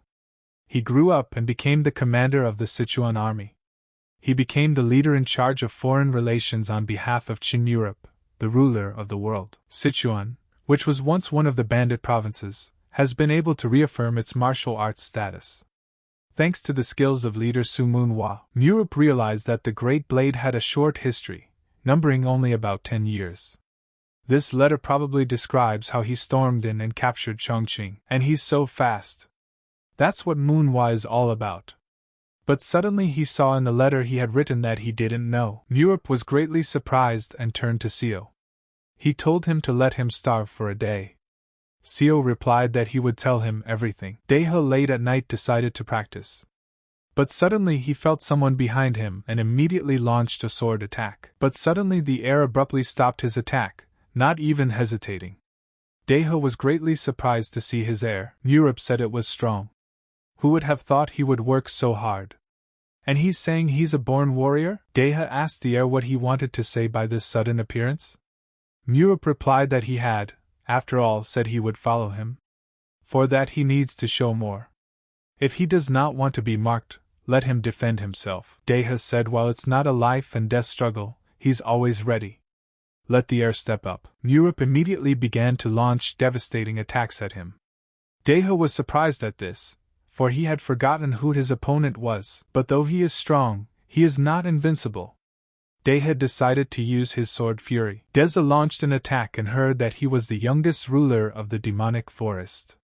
He could be described in one word: talent, and whenever an opportunity presents itself, he does not hesitate to pursue his goal.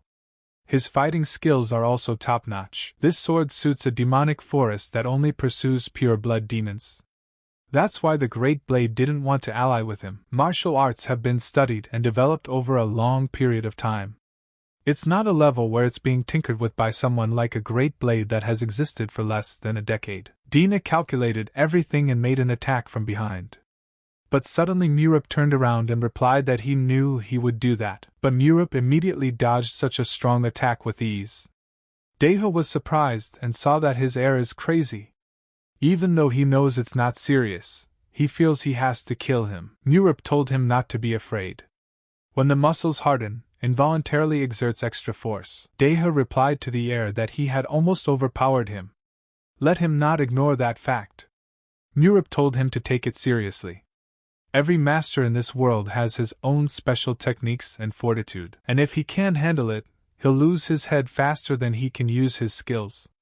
That's the difference between an ordinary man and a master. Deha saw the sword in front of his nose and felt as if he had been tricked. Was the difference really that big? And all of his attacks were only repelled by one. He deliberately kept a close distance to distract his opponent, Deha said, differing from the accounts of those around him. They say that the heir has only some self-defense skills. Murip said he never said that. Perhaps these conclusions were drawn from his tales of not having been trained by his mother in martial arts. Deha asked him to tell them what is their real identity. Murip replied, "Who knows? One of the top 10 masters of the world?" Deha took it as a joke and started laughing loudly. He thought, and why he was surrounded by such people. Murip said he felt this powerful force. He said he would take up farming, but he still would not give up. Deha replied that they had a long way to go. Murip told the kid to be a little more humble. And frankly, he thought Deha was so good that it was hard to believe he was mediocre. And unlike his sophisticated swordsmanship, his decision-making ability on the battlefield is like the instincts of wild animals. Murip said that if he could use his powers, things would be much easier. But since he can't use his powers in real combat, he doesn't think he should go into the thick of it. Deha asked the heir why he thought so. Murip understood that they were concentrating all their efforts on solving the case of the disappearance of the ringleaders and leaving Chongqing to the Ronins. So there are no Ronins in the southern part now? And then Murip said loudly that this was it. Deha was surprised and asked what exactly. Murip said nothing and ordered the boy to grab his sword and follow him. There was something to check out. Deha asked, "Where are they going so suddenly?" "Let them wait for him." On the way, Deha was very tired and asked the heir where he was going. Couldn't he tell him? Murip asked. Can't he understand on his own on the way?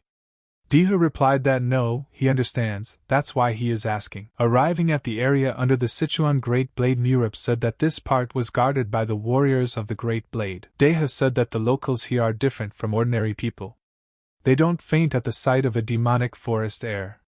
Murip asked, so what of it? Deha replied that he meant that he had chosen the wrong opponent to bluff. If it came to a scandal, they would not stand on ceremony. Murip said that since the northwest is on the side of the demonic forest, it would definitely be an eyesore. If anything happens, he will protect him, so let Deha fear nothing. Deha asked the heir what he was up to. They whispered and squinted at them. Deha realized at that moment, whatever the reason, he couldn't go back alone. What was he thinking about? Deha used her quiet voice and told the heir that someone was secretly watching them. And there are a shitload of those assholes. Suddenly, Murip shouted in his loud voice for the jerks in the alley to listen to him. Let them stop hiding like rats, let them come out. He's the one who broke in, so why is the owner hiding? Deha started to panic and get very nervous. But Murip told him to stand still.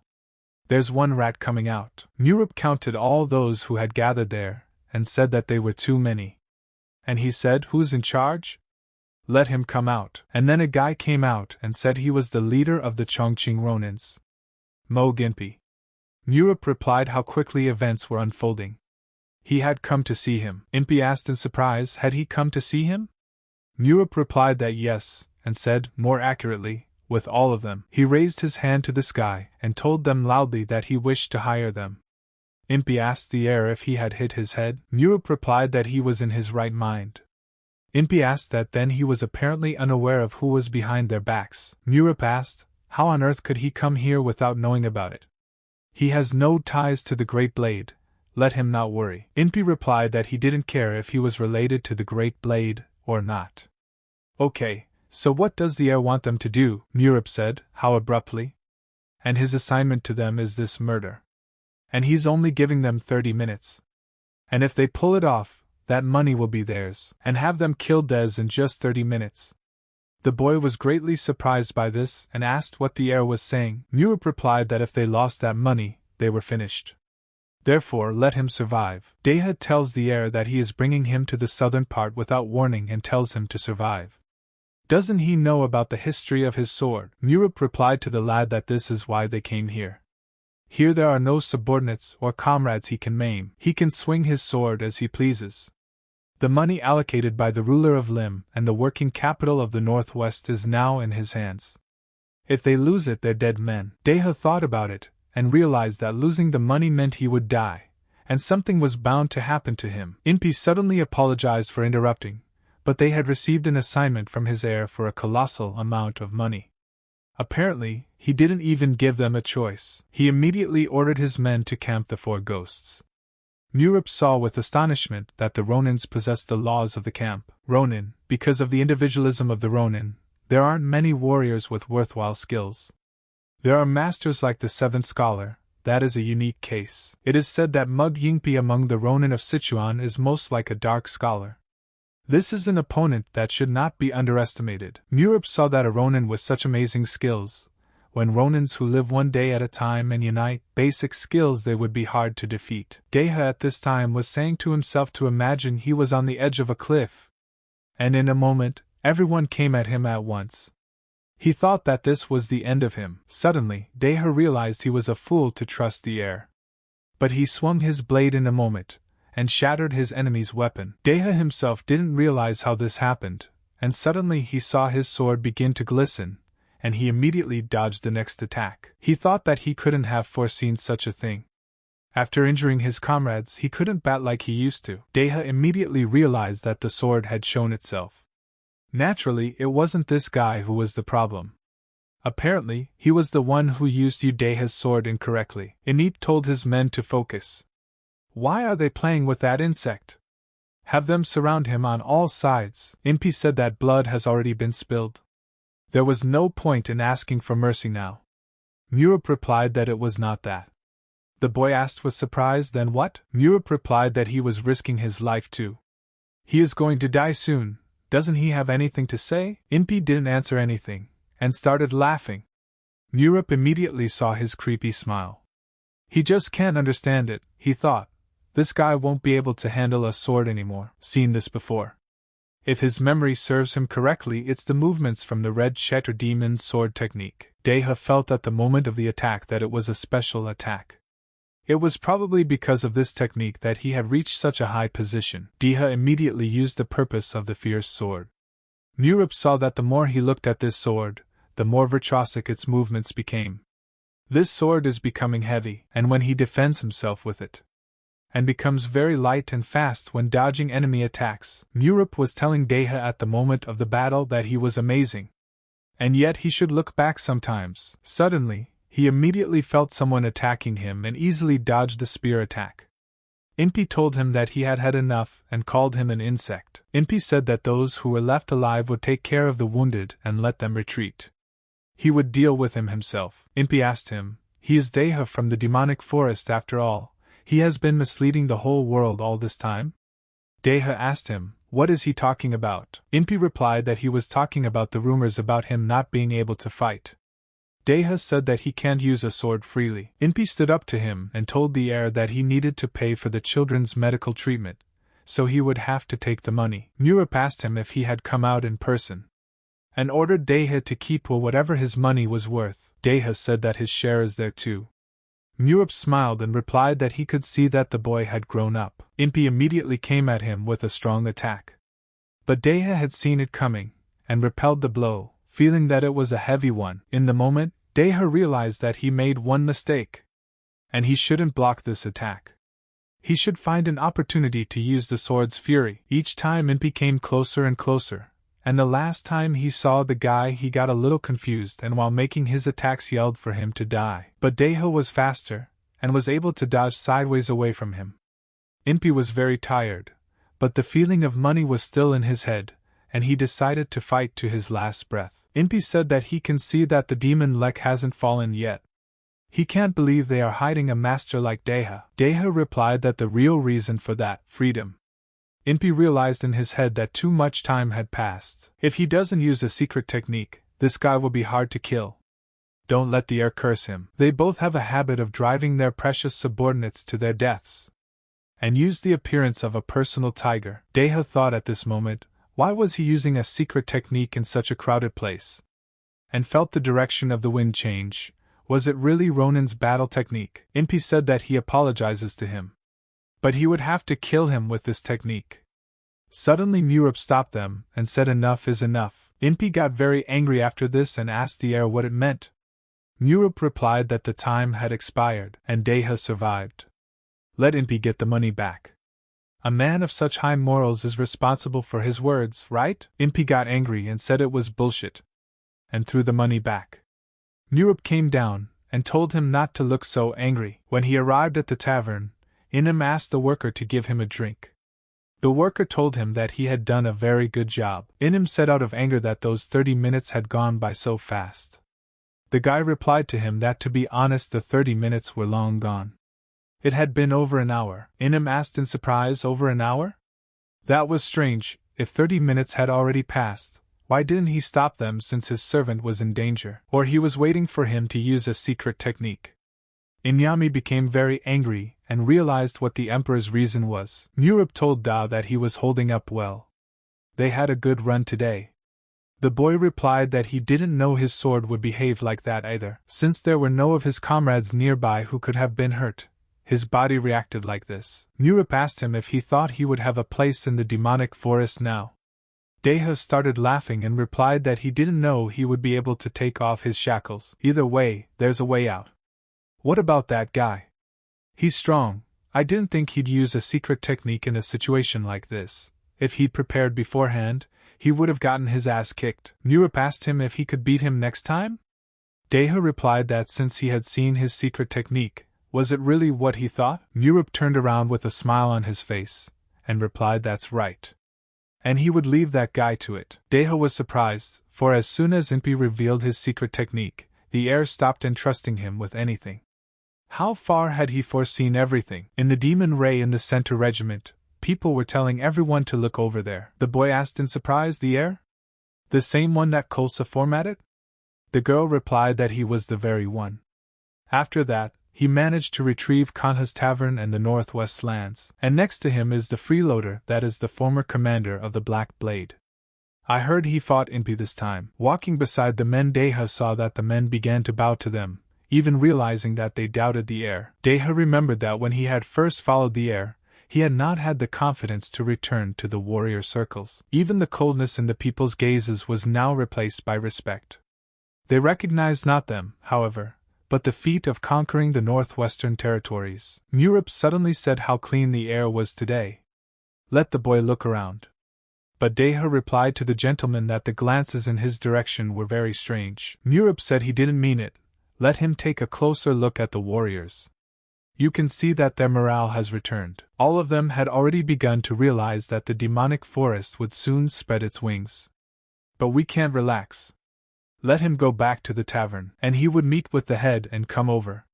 When he entered the building, he looked around and saw no one. But suddenly someone said hello to him and called him the head of the Northwest Department. Murup asked, the head of the Northwest Department? And started laughing and said, he salutes the Lord of the Demonic Forest. Mugan said he was in such a good mood today. He's happy that Iron's son has finally been recognized. He's got a lot of things to do.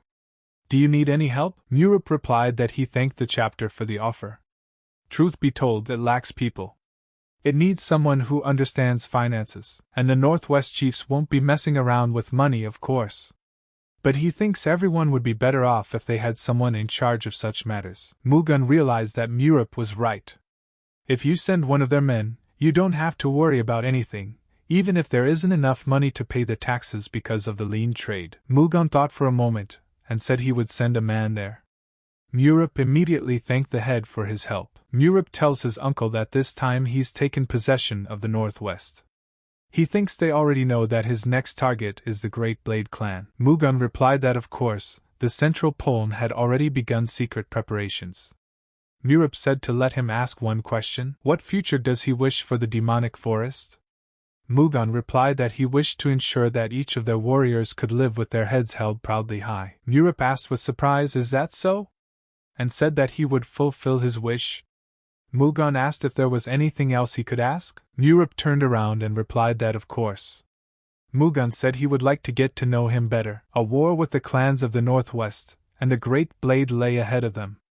Until today, none of them could even think about it. He hadn't had a chance to socialize with him because of work. But he had known from the beginning that he was different. A demonic forest where everyone can live with their heads held high, his desire as a lord. And his desire as an uncle to break down the wall hidden behind his nephew's smile. He realizes it's been a while, but could he share his past with him? Murip thought for a moment, and replied that the Great Blade could spring into action at any moment. He promised to contact him from time to time through the northeastern office. Mugan was surprised and laughed, and said he understood. Murip immediately asked for permission to deviate. Mugan told the lad that he had not been a mere brigand before after all. It did not matter who he was, how he lived, or what lay on his shoulders. Let him remember, he is his family first and foremost. And he'd like the demon forest to be a place he could always return to. Walking out of the room, Murip clutched his chest and asked himself if he still had those feelings. He lost his parents early, so he grew up under the tutelage of a teacher. Of course, he is grateful to him for everything he taught him. But if his father and mother were alive, they would definitely look at him with the same eyes his uncle had just looked at him with, and these feelings are clouding his judgment. Let him come to his senses immediately. This is all going to be a bad influence on him. He remembered in his head that there was his mother's wish or his teacher's dying will. If the choice was between the demonic forest and Sanchin, unfortunately, he would choose the latter. The demon forest managed to survive somehow. But Sanchin won't survive without him for long. And by the way, his uncle's dream is complicated. To take over Chongqing, all he has to do is get rid of the Great Blade clan. And in order to get Sichuan, you only need to bring all the clans to his feet. But since Uncle wants to see a demonic forest in front of him, where everyone can live with their heads held high, you'll have to become strong enough for everyone to have no reason to worry. Like the pinnacle of harmony. The strongest clan of the Murim. Because of the Great Blade, he won't be able to leave this land for a long time. But if the family's cherished wish is fulfilled, Mom can rest in the other world with peace of mind. But suddenly Deha asked the gentleman why he was gone so long. Murip replied that the conversation had gone on too long. Deha replied that they had guests. Murip asked in surprise, guests? That's good, isn't it? The guy replied that no, other guests. Very important people from the Great Blade. Murip asked, so who exactly? The head himself, was it? Suddenly he answered him no, but almost. Heir to the Great Blade and one of the 5 geniuses of Sichuan. The sword of the demigod Chongwagi. Murip asked in surprise, the heir? He had of course expected him to show up. Had he come alone? Deha replied that he had not, accompanied by Impi. Murip told the guy that he must be really happy to see him. Deha asked the gentleman that he was joking?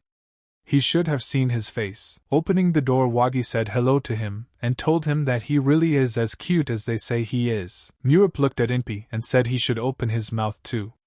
Did he swallow his tongue? Impi replied that he wasn't sure they were in the right relationship to exchange greetings. Murip said he's a nerd. Did he happen to hear the expression that all men are brothers? Sitting down at the conference table, Murip asked the guy, is he hungry? Let him talk if he is. And don't be afraid. He won't try to scam you for money. Wagi thanked and said he had eaten before coming over. He would only be happy with a cup of tea. Murip told the guy to make tea if there is any. Deha replied to the gentleman that he understood. Murip told the guy that it was very good of him to come. He was just about to meet him. Wagi was surprised and asked why he hadn't come first. Murip replied that his men looked at him so fiercely as if they were ready to devour him. I wondered if he knew. Wagi apologized and told him to warn him in advance if he suddenly wanted to visit his estate. Murup replied that he was thankful for the invitation. He would drop by when he had time. And let him remember to buy some for drinks then. Wagi said he promised to prepare some good liquor for him. Impy watched the tea being poured for them and thought he was like a friend to the heir, or something. One insolent man and the other. Murup told Deha and his men to leave them alone. Wagi also ordered Impa, who immediately replied that he understood and would wait for him outside. Wagi said that Murup went from the son of a hunter to the heir of the demonic forest. How does it feel to make such a sudden leap? Murup asked. What was so important about the status of heir to a demonic forest that could bend at any moment? Wagi replied that there were many people in Sichuan who still remembered the glory of the demon forest. With his status, at least in these surroundings, he would not face scorn. Murup remembered everyone and asked him, did he think so? Well, in principle, the reception wasn't too bad. Wagi said he was curious to know what the heir's goal was. Murup replied that he wanted to get rid of the Great Blade for starters. Wagi laughed and said it wasn't a simple wish. Murup asked, is it? Isn't he overestimating his clan too much? Wagi replied that if they were an easy opponent, the demonic forest would not lose its supremacy in Chongqing. Murup said it was because there were memories of honorable times. Wagi asked him in what way. Murup replied that the leader of Sichuan, the heyday of the demonic forest. The morons who remember those times are the ones who piss off public opinion the most. Wagi said that he was a warrior of the demon forest, after all. Is he allowed to do that? Won't he be criticized for it? Murup replied that they know that the moment they recognize the worthless reality, the bright past will seem like a fiction. He's a little different. There's no bright past in his memory. And no one told him about it when he was a kid. Nothing stops him. He can lick an enemy's leg if he has to. He could also stick a knife in an ally. Wagi started laughing and replied that he liked that sort of thing. Isn't that the most effective way to survive in the Murima? And Murup is right. Survival is paramount. On the contrary, the strongest is the one who survives, that's Murup. He agrees with him completely. Murup says he's glad they think alike. The day is coming to an end, so maybe they'll ask each other a question each before they part ways. Wagi agreed and asked the heir, would he start first? Murup replied that since he had suggested it, then he would concede. Wagi thanked the heir and wondered what to ask. Suddenly he remembered and asked Murup directly, was it him? Murup was surprised and asked if he meant him or the demon forest. Wagi replied that of course it was his. Murup said that he could see that the kid was savvy. Wagi replied that it all happened too suddenly. As soon as he gets a report about the disappearance of the branch heads, the leaders of the Northwest will turn their backs on them as well. Murup said he could take it easy. Starting tomorrow he would start releasing them one by one. Wagi thanked and replied that the relatives were very worried about them. Murup laughed and said that he was making a fiend of him. Wagi replied that he was not reproaching him for anything. That's the way their world works. One should be thankful that one is safe. Now it was the heir's turn. He asked the lad how many days he thought it would take him to break the Great Blade. Wagi said he thought the heir would ask something more important, and in his opinion, a few years wouldn't be enough for him. What did Murup himself think, he asked. Wagi immediately showed both hands and replied that 10 days. In that time it would be quite feasible to get rid of them. Wagi started laughing and told the heir that he was funny. He hadn't laughed like that in a long time. And since he said that the branch heads were alive, as a thank you he would give him time until they all came back. If he releases one person at a time from tomorrow, he has 6 days ahead of him. Murup said he was already scared, and he wouldn't give 10. Wagi stood up and replied that he wouldn't let him, and called him buddy. Most likely, the next time they saw each other, it would be their last meeting. Murup said that he hoped she would be pleasant. Wagi smiled and replied that he promises. Impi asked his master, how did it go? Wagi asked, does he mean the heir? It's just as he said. He looks like a fool, but he's the exact opposite. You can never let your guard down with an opponent like that. Wagi said that they would start acting while the missing comrades returned. Impi asked the lord that he wanted to put aside the incident of the disappearance of the branch heads. Wagi said that now was not the time to hope for an uncertain future. He felt sorry for their families, but shouldn't the problem that was right in front of their noses be addressed first? Impy replied that they would begin preparations as a matter of urgency. Wagi realized that if they didn't wait, some wouldn't return. On the other hand, they had a full complement of those who could take the place of the branch head, and you can't give in to an opponent like that. 6 days? He'll take out this heir in 2 days. Deha asked the Lord how was he heir? Murip replied that he had said he would wipe them into powder in 10 days, but he had given him only 6. Deha said that's not what he meant. Murip asked what he meant then. The boy replied that they say that a master sees a master from afar. Murip said that you can't just ride a goat around him like that. Deha replied that he was not sure they could say that. Murip tells the guy he's right, he's a lot harder to get around. And he'll go run down to the central regiment, and let Deha start getting ready. Deha was surprised and asked, prepare for what? Murip replied to hell with 10 days. He will finish them off that very night. On the way, Murip suddenly sensed that the spies of the Great Blade were following him. And by the feel of it, there were still 3 of them. After the return of the northwestern lands, the mercenaries became even more intrusive. Even though he told Jinhuan to give up on them, they're already pissing him off. From what my uncle said, he was aware of it too. If he kills these, the next ones will come.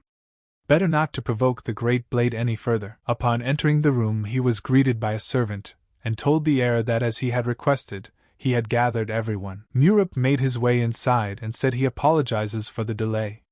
And he thanked them for agreeing to such a late meeting. Mugan said the central regiment leadership is in place. Let the heir tell them why he called them so suddenly. Murip replied that it was necessary to strike the Great Blade. Everyone was greatly surprised and said that the guy was not all at home. Hogan asked, is he saying they should attack first? Murip replied that is correct. Hogan said that we would have to hurry up with the preparations. Murip replied that there was no time for that, we had to act now. Hogan thought for a moment, and said that he definitely didn't have everyone at home. The head asked, right now? Is he serious? He was asked if it was too soon. It would be better to make a clear plan and then. Suddenly Murip replied that the heir to the Great Blade had come to his end today. As they say, time flows the same for everyone. While they are making a plan, the enemy will also begin preparations. Murip said that from tomorrow they would release 1 hostage at a time, so there were 6 days left. If his hunch is correct, the heir will try to take the initiative. He originally asked for 10 days. I'm sure he won't think they'll make their move now. There's only one chance. Mugan said he asked everyone to calm down. He asked Murip if he was up to something. The guy replied that even though they managed to lure the small northwestern clans to their side, the leader in terms of troop strength is still the Great Blade. However, this is only if a branch is included. The first thing they should do is reduce the number of opponents. There are a total of 500 people in the Grand Blade branch. Half of them went to investigate the disappearance of the boss. They must eliminate the spies, thus cutting the information thread, and then prevent the return of the departed warriors. The old man asked if it would be better to take advantage of the numerical advantage and hit the main military camp. Mugan replied that if the battle dragged on and the warriors of the Great Blade came together, they would be in a stalemate. Hogan said that more thought was needed then. Hassan replied that if they were to proceed according to their plan, they would have to use absolutely all their forces. They would have no way to stop the enemy if he suddenly attacked the empty center regiment. Murip said that if you take the families with you, there will be no one left here. What's the point of defending a deserted place? Hogan replied that it was rightly said. Wagi got to his house at that time and said there are 6 days. And Murip is sure their thoughts are similar. Surely he didn't fully believe that he would give him 6 days. It was a promise made to mess with his head a little. Most likely, Qin Murip will not realize that they will start before the warriors return to Chongqing. In that case, the victory remains with him. Hogan came to the ringleader and told him that he had returned. The head of the Great Blade, Chong Bayan, said that he had been told he had met with the demonic forest heir. Wagi said that the head had learned so quickly. Bayan asked if it was helpful to him. The boy replied that he was able to look back at himself. Wagi told his father that he thinks they can't avoid war. The heir to the demon forest is too dangerous. We must strike at the enemy before he gets ahead of them. Bayan said that they had been giving to the demon forest financially for a long time, but all their labors were in vain. He asked who came up with the financial pressure plan. Wagi replied that it was Chief Pan Sayan. Bayan immediately called Yukon to him. He ordered him that he should bring him the head of the chief. Yukon immediately replied that everything would be done. Wagi told his father that he lacked mercy. Bayan replied that empty charity entails idleness on the part of the servants. And he, as heir, should know this too. If we have to fight, we have to fight. He hoped his son had already thought of something. Wagi replied that of course he had already thought of something. Wagi said the warriors would be back in 2 days, when they would have an hour left before arriving at the clan. Suddenly Bayan asked, "Who's there?" The lad replied that it was he, Tang Yel, and a message had come for the Lord. Bayan told him to bring it here. The Lord began to read the message and became very stiff. Wagi asked, "What does it say?" Bayan replied that the demonic forest was going to leave the central regiment empty and hit the branch warriors. If they didn't introduce a human, the situation would become much more dangerous. Wagi figured they wanted to get rid of their men and take over the numerical superiority. He had assumed that the heir would be the first to act, but he didn't think it would be so soon. Wagi said that adjustments would have to be made to their plan. But suddenly the master replied that he was still just as bad at hiding his feelings. Wagi realized his mistake and apologized. Bayan said that since he had drawn his weapon, there should be no doubt. One must take not only the enemy's life but also his soul, even if he has to lose his arm. Wagi replied that he understood. Bayan said the enemy could strike from any direction. Let them be prepared for anything. But Wagi told the head to stop. Bayan asked what else? Guy replied that the demonic forest was planning to strike the former warriors in order to take numerical superiority. Bayan asked, weren't they going to prevent that? Wagi replied that meeting Chin Europe had helped him take a new look at himself. He had also learned something. Bayan asked what else? Wagi replied that Plan A and Plan B. He wishes to go with Plan B. Bayan said for his son to continue. Wagi said he had said to take not only the enemy's life but also his soul, even if he had to lose his own hand. Bayan replied that that's exactly what it is. Wagi said that when a plan that he thought was perfect fails, a great deal of frustration comes to my throat. And even with this loss, they still outnumber the enemy. That same night, the Devil Flower gathered, and even the Demonic Forest Special Forces squad also came. The Devil Flower Ka Yakpin became the commander. The head of the chamber, Tae Sancho Pension, came over and asked if everything was ready. Jakpin walked over and replied that he was greeted by the Devil Flower commander. The warriors are divided into 10 groups. Pension said that he was grateful for their efforts at this late hour.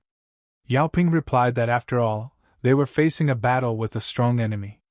But why is he here? Pension said that even though he had resigned, no one should sit idle. His son asked him to give him protection, but suddenly a scout came and said that orders had been given to follow a secret path to the hideout. Pension said that meant they were starting, and wished them all good luck. Suddenly, Murup knocked out some scouts from the enemy group and said that they were the last ones. Mugan said it was a great job. Finally got rid of those bugs. Murup said that people are safe now. It was time to act. Mugan replied that the moment had indeed come.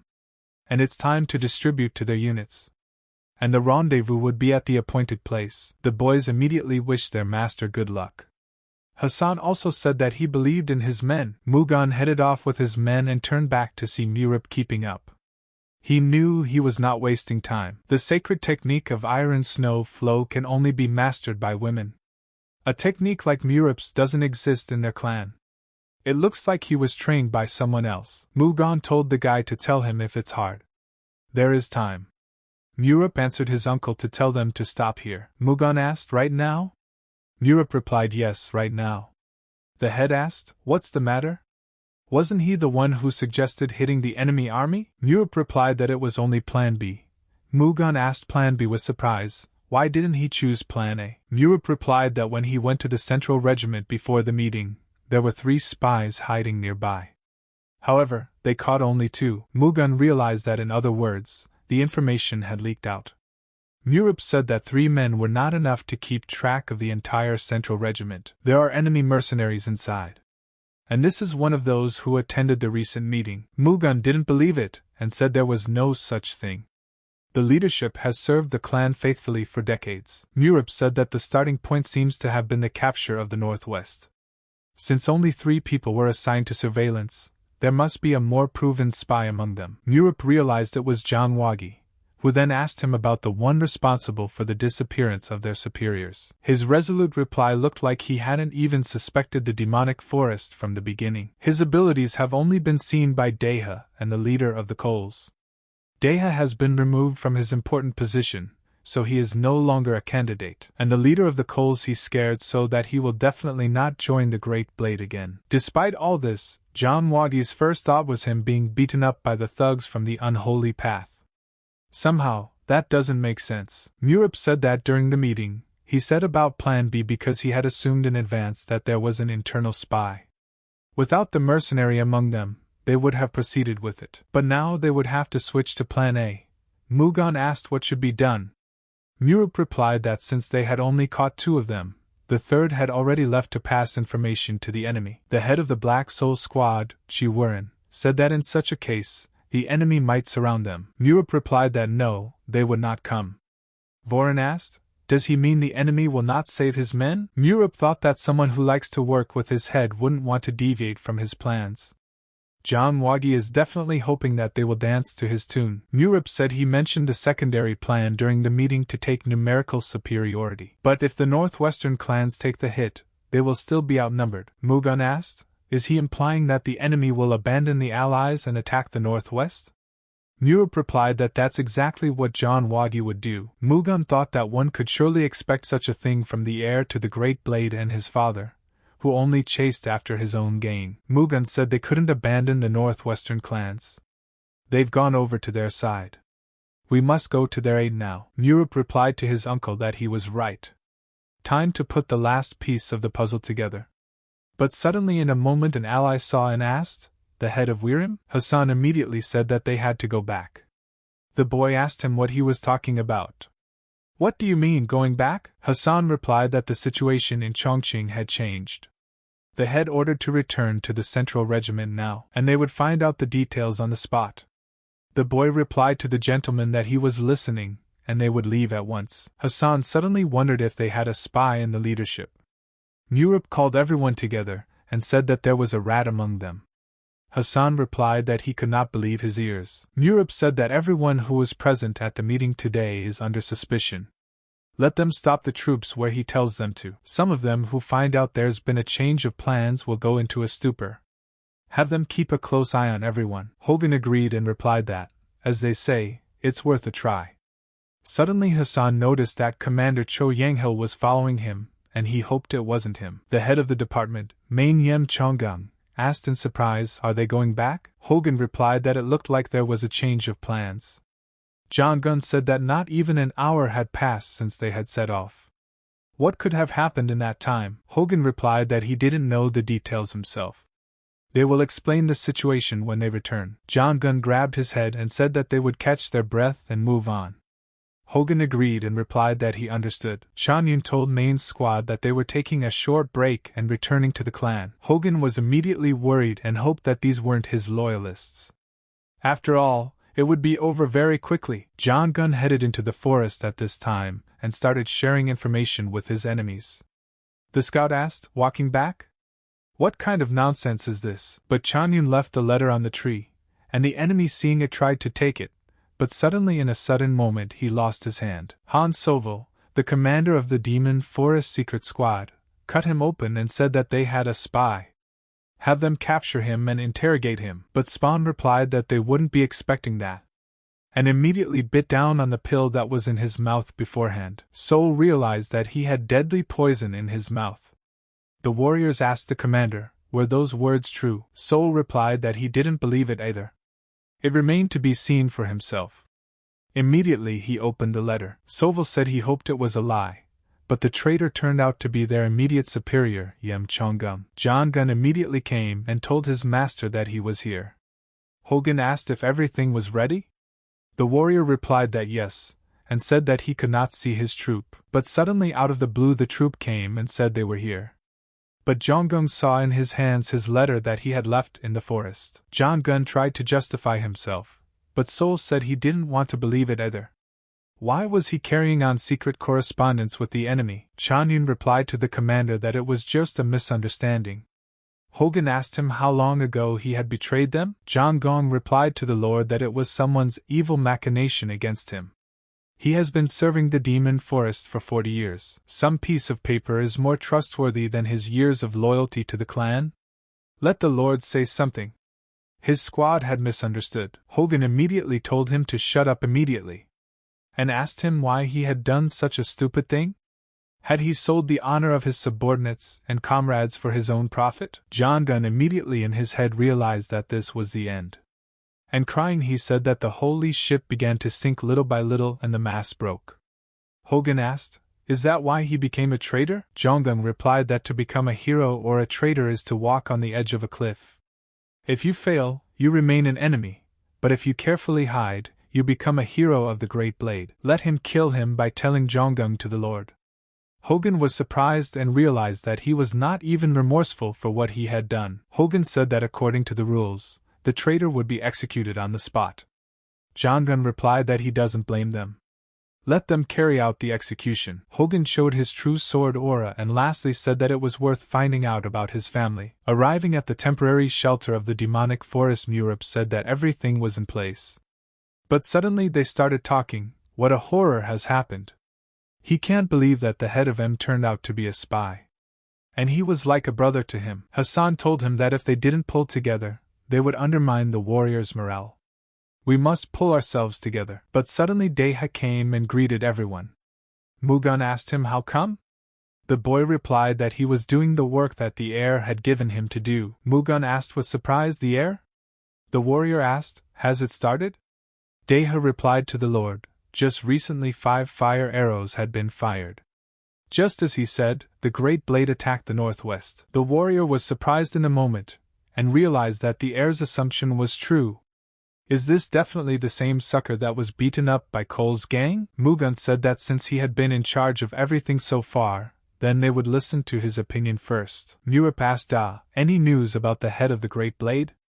The lad replied that after the arrows were launched, all caretakers had gathered together, but no one had seen the head. Murup said that judging from the fact that the old man didn't show up, he's probably at his palace. Because of the battle in the northwest, there's probably almost no one in the palace.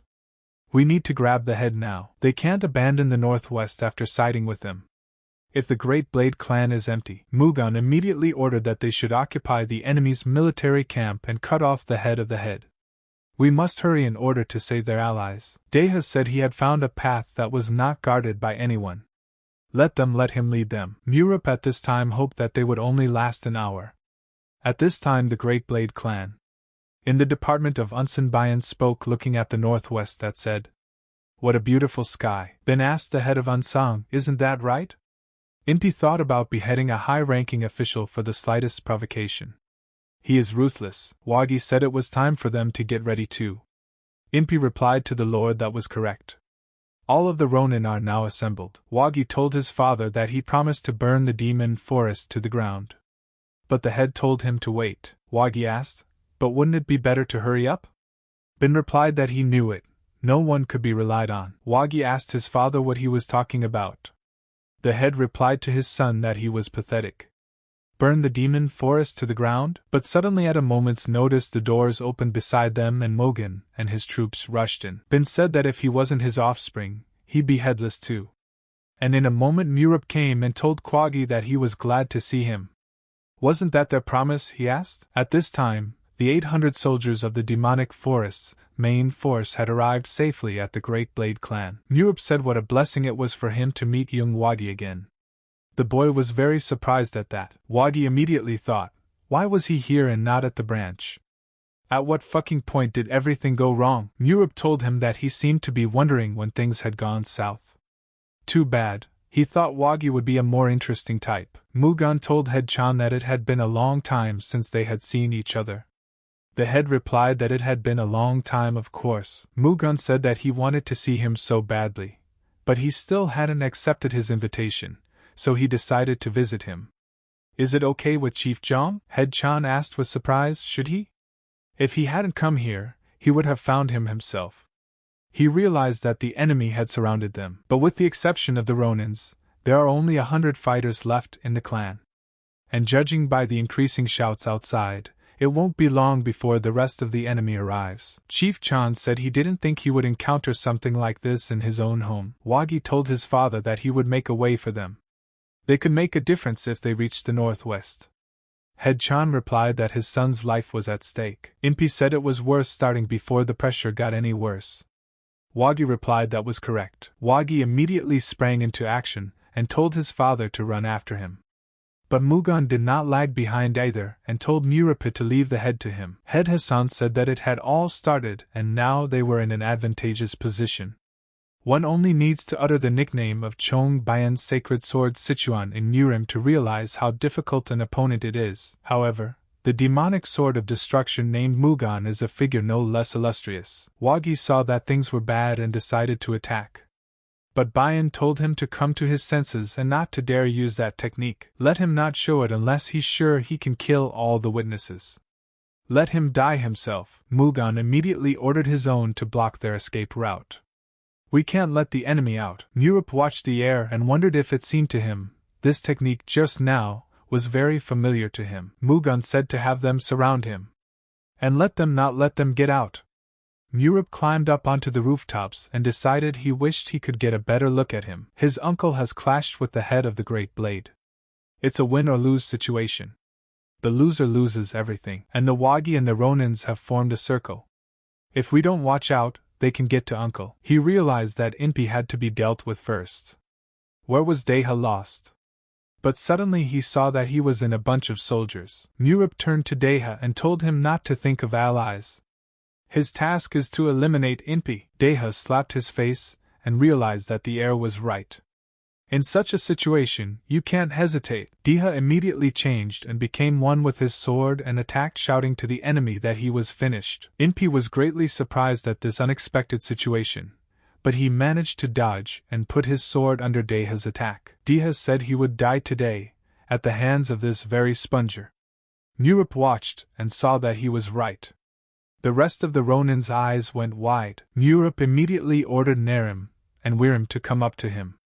Wirim asked the heir what was the matter. Murap said these are all the warriors left in the clan. Have him take half the troops with him, and they'll go to the northwest to help. He'll catch up when he's done here. Wirim replied that he understood and they would wait for him. Hogan called out to the commander of the Black Soul Squad and ordered him that he was not to move away from the heir until the battle was over. The commander replied that he understood. Hogan wished the heir good luck and farewell. But Murap did not like it, and saw that the old man was again with his sentiments. And speaking of which, Murap saw that there was some weirdness between the movements in his technique. It's like there's something missing from Head Shion. It felt like he was purposely avoiding the most effective moves. But suddenly Murap realized everything. The commander asked the heir, "Is something wrong?" Murap replied that there was work for him to do. He threw an object into his hands and told him to give Wam's department a message. The commander asked, "This plaque?" Murap replied that yes, and it was urgent. The commander immediately went and said what he would do. And he was sure that the heir had given such an order for a reason. The commander came to the head and said that Mr. Heir asked for a message. Wanma asked what it was. The commander threw the object into his hands and replied that he didn't know. That was it, the order. And it was time for him to go. Wanma asked if he could at least explain why he needed it. The commander came to the roof and told the heir that he had accomplished what he had asked him to do.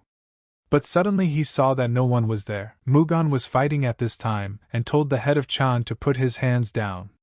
He has nowhere to run. Victory is theirs. Let him surrender and keep his men safe. But Head Jong immediately grabbed his son and put him in front of Head Mugan. He said that surrendering was only over his dead body. Mugan was surprised and asked him, "Is he making a shield out of his own child?" Turns out the head of Chan is disgusted. Immediately, Wagi stood up for his father. Wagi was surprised at this and turned to his father. But Head Chan answered him to prove at least now that he was useful. Head Chan started running away and said that he thought he could injure that brat Cho Mugan. If it wasn't for his technique, it's not over yet. We need to reach their forces from the northwest. But suddenly he felt a bad technique and stopped. Head Chong asked the guy, "So is he the heir of the demonic forest?" Murup immediately turned to Chong Bayan. Bayan asked him, "Did he come alone? Is he really that fearless?" Murup replied, "How can he tell?" and asked who is really fearless, him or the head of Jong Bayan. Murup said he wondered how a clan with a history of just over a decade could take over the entire Chunkian at once. But now he was beginning to realize what this was all about. Bayan suddenly felt such a powerful rush of cold. Bayan asked the guy who he was. Murup replied that it was none of his business.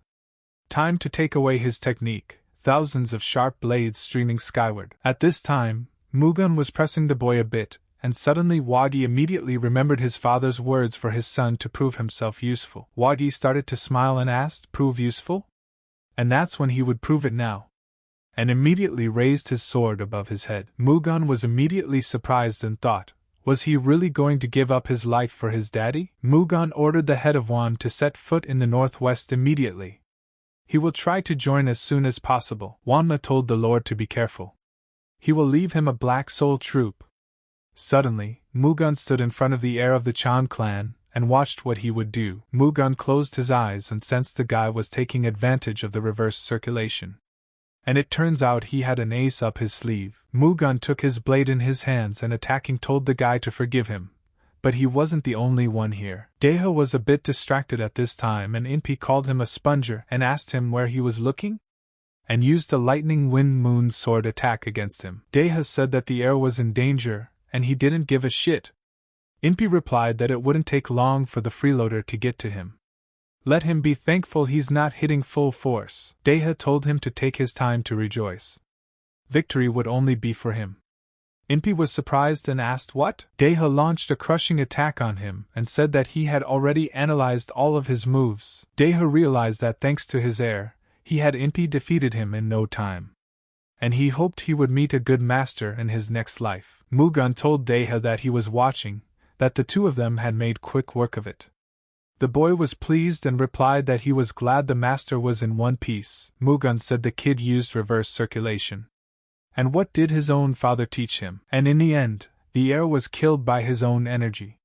He can't believe he sacrificed himself for such a bastard. Mugan said that he would never forgive Bayan. Immediately he said for the warriors of the Great Blade to listen to him. Mugan says their leader has escaped. The heir and Ronin Mug Inpi are dead. He does not wish to continue this senseless bloodshed. And so he asks that they put down their weapons and surrender. The warriors realized that there was no point in fighting and dropped their weapons, all sat down on their knees. This day was the victory of the main unit of the demonic forest. Mugan realized in his head that now he had to defend the northwest. Half the squad had already gone there. There shouldn't be any problems. When they found out what had happened there, the remaining enemies would probably surrender as well. Mugan clenched his fist and said that the moment had finally arrived, and it was all thanks to Murup. And at once he thanked his nephew.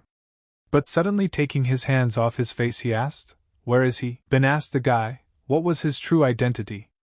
How did the demonic forest heir know the Blade Star technique? Murup immediately remembered of the worst war in the history of Murim. The victorious battle. His teacher had told him as a child that probably the most brutal battle was the Battle of the 8 Stars, and the union of the saviors of the heavens. Murup asked him, 8 stars? The teacher replied that yes, he meant those who mastered his techniques. If a man has not lost his fear, he will stop. But if he suddenly sees someone using his techniques, and let no way, he will not leave him alone. Murup said that Man Yen, nicknamed the Blade Star, was the very first of the 8 stars to die. He was the one who first drove the sacred dragon into a stalemate. His son's movements struck him as extremely strange.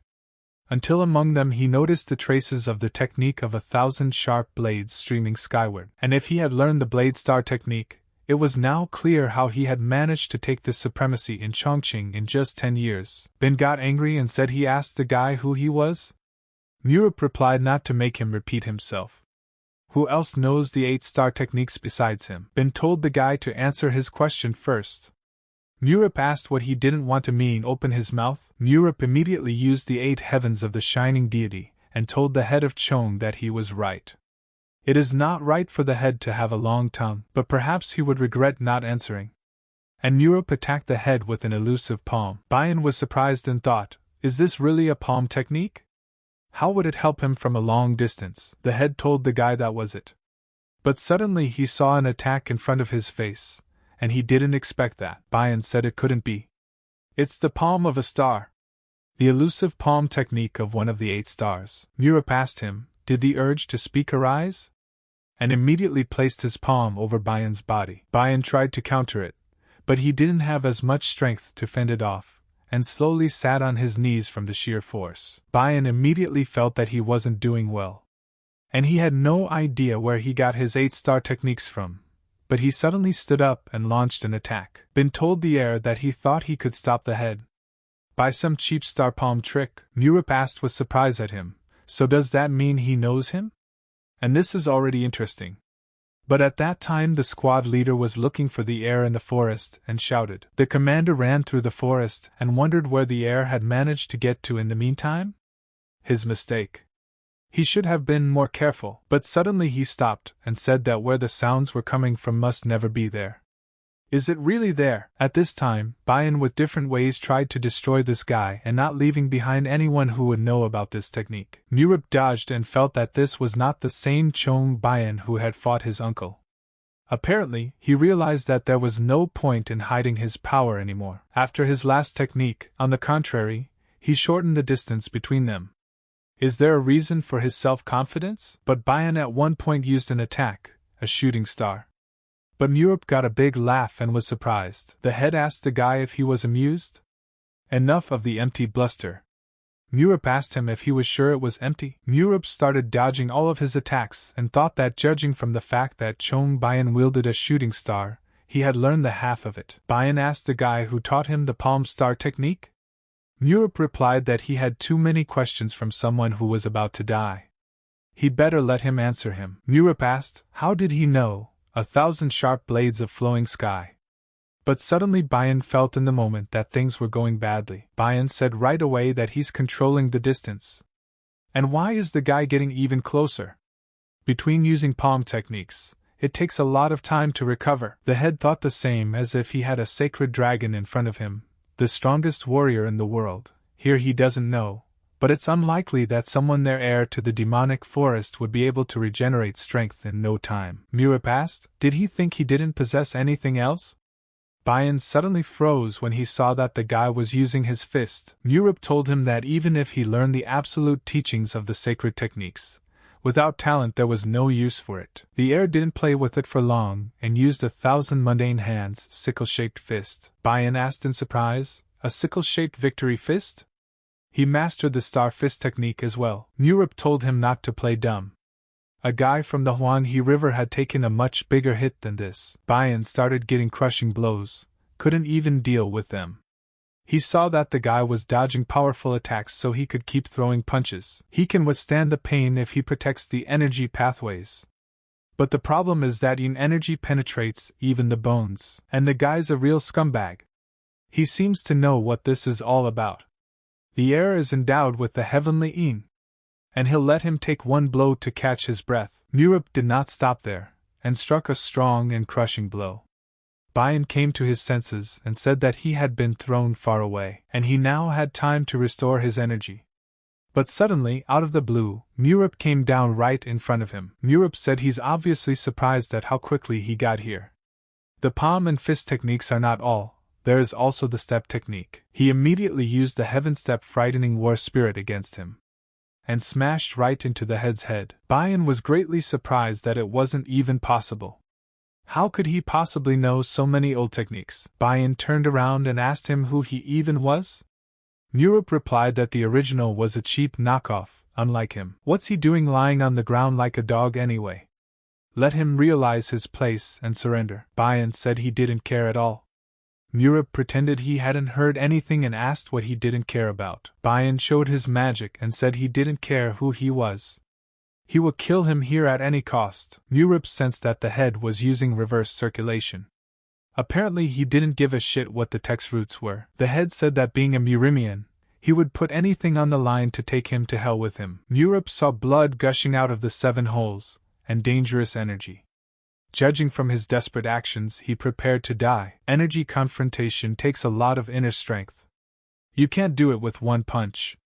Maybe a technique. But suddenly an idea popped into his head, and he realized everything. The head had told him to attack. This is their last fight. Murup immediately realized all by himself that Chong Bayan would die quietly himself. The head told the guy to stand still. Bayan asked the guy, "What kind of warrior is he after that? Let him stop immediately, and keep fighting." Murup asked with surprise, "A warrior?" And this he hears from one who threw his son to certain death, and gave Drapak himself? And it seems that someone like him has no concept of family. Bayan became very angry after saying such loud words. Murup realized he wasn't an idiot to fight someone who would eventually endanger himself. And now he had restrictions placed on him. In the battle with Uncle Jong Bayan, he suffered internal injuries. Therefore, it's enough to run around with him for about half an hour. And right now, the most important thing for him to do is to keep his attention on him. We have to keep the dog on a short leash to keep him from getting to the people of the demon forest. Murup told the old man that he felt sorry for him, that he was chasing him hard. But he likes balanced decisions. But suddenly the commander came and told the heir that he was here. Murup immediately realized that he had no place here at all. The head called the commander a worm and told him to get out of the way. But the commander himself went into battle with the head to protect the heir. He stood up to defend himself, but he regretted a lot afterwards, because the head was much stronger than him, and it was a strong attack that was hard to deal with. The commander was surprised after defending the heir, for it appeared that the head was such a big difference in strength. Bayan told the guy he was going to rip him to shreds. But Murup decided to help him and used the elusive palm. The commander was greatly surprised after this and approached the heir. Murup told him to move to the side. The commander replied to the lord that it was dangerous. In his head, he thought the heir had struck that blow. He can't believe his eyes, and they can't lose the man who will give the clan a bright future. But the commander turned to him and begged him for the lord to trust him. The head began to launch attacks, and easily repelled them all. He started laughing and told the heir that here he was buying it. Murup asked him if he was glad. The head replied that he was glad. He had finally stopped running away. But suddenly he saw a sword appear in the heir's hands.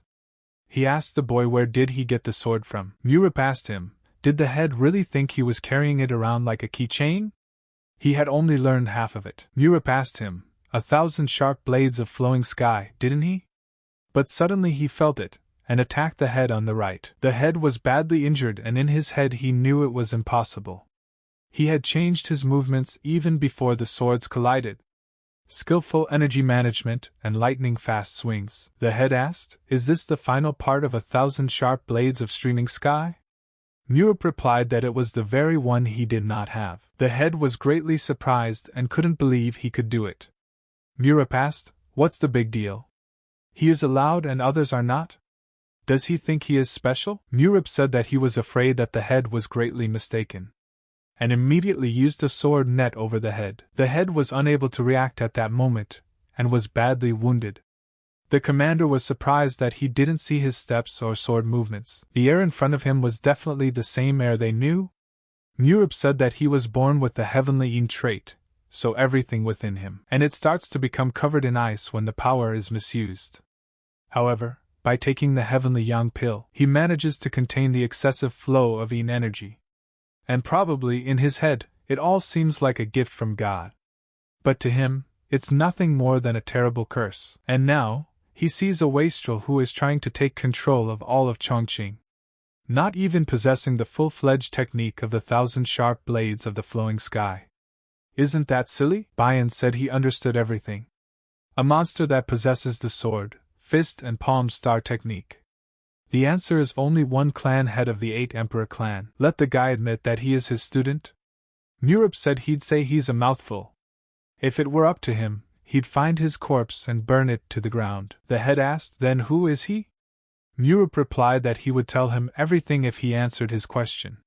He's screwed anyway, he's aware of that, right? The head said what a pathetic ending. Murup suggested that they reveal the cards one last time. Where had he mastered the 1,000 sharp blades of the flowing sky? The head asked in response, Who else dares to teach this technique if not the head of the 8 emperors? Murup asked him. Had he personally trained him? He understood in his head that Sword Star Man Yun had died at the hands of the sacred dragon at Mudan Mountain right before the war started. If Chong Bayan is his follower, it is understandable how he survived the celestial battle. The head said that he didn't serve the 8 Emperor clan, but the Sword Star. His dream was to defeat the sacred dragon and take over the world with his techniques. But that's not going to happen now. Murup said he was a fool. Did he think the head of the 8 emperors would have lost the war if someone like him could defeat a sacred dragon? The heir looked at him and said that his end was truly pitiful. The surviving followers of the 8 emperor clan who colored the earth scarlet, and those who opposed the war gathered under the banner of Sankan. Others, like Zhang Bayan, are living with their true colors. Despite the fact that 30 years have passed since the celestial battle, those who wish to avenge past wrongs still visit the valley from Mirim. Murup said their nits, and you can't catch them. But suddenly he grabbed his chest and realized that he had overdone it a bit. The commander approached and asked the heir if he was okay. Murup replied that he was fine and told him to be on the lookout. Murup crouched to the side, determined to heal his body after his horrible battle with the head Bayan. The commander looked on and couldn't believe that the heir surpassed Zhang Bayan's own strength. Was he deliberately hiding his abilities all this time? Surely there must be some reason for his feigning weakness and letting Charles' gang beat him up. He swears to keep his mouth shut. Murup came to his senses and said that there was progress. This time he was able to restore his energy balance much faster, and now there's a chance that it won't be long before he can remove the restrictions and make both energies a part of himself. Here all around bloomed, and the commander asked the heir if it was all over. Murup replied that it was, and told the commander to take the corpse. After all, it's time to put an end to this war. And the war, surprisingly, ended without a hitch. The goal of the Northwest leadership was not victory, but survival. The reinforcements from the demon forest made it to their destination in time. However, after the enemies saw the head of their head, they immediately dropped their weapons. The Great Blade and the Demon Forest. The Demon Forest and the Great Blade. The warriors immediately rejoiced afterward and raised their blades to the sky and shouted that they had won. After more than a decade, the battle for the power of Chongqing finally brought down the curtain. The next day Murup was saying that even with the war there was not so much trouble. He asked Day how was it going. Deka replied that the prisoners have been rounded up and the casualties are being dealt with by the Northwest leadership. Due to the very short history of the Great Blade, the prisoners are for the most part Ronin, or warriors of fallen clans. Murup said that Mug Inpi had scraped up a lot of shit. Deha realized that in the end the heir had kept his word. He is indeed an outstanding person. Deha told the gentleman that he had done a brilliant job. Let him express his respect to him. Murup replied that he should continue in the same manner. Deha asked if he could ask one question. Murup replied to let him speak, if only respectfully. Deha said his intention to take possession of Chongqing eventually came true. What is his next goal? Murup asked with surprise. The next target? Would he believe him if he was told?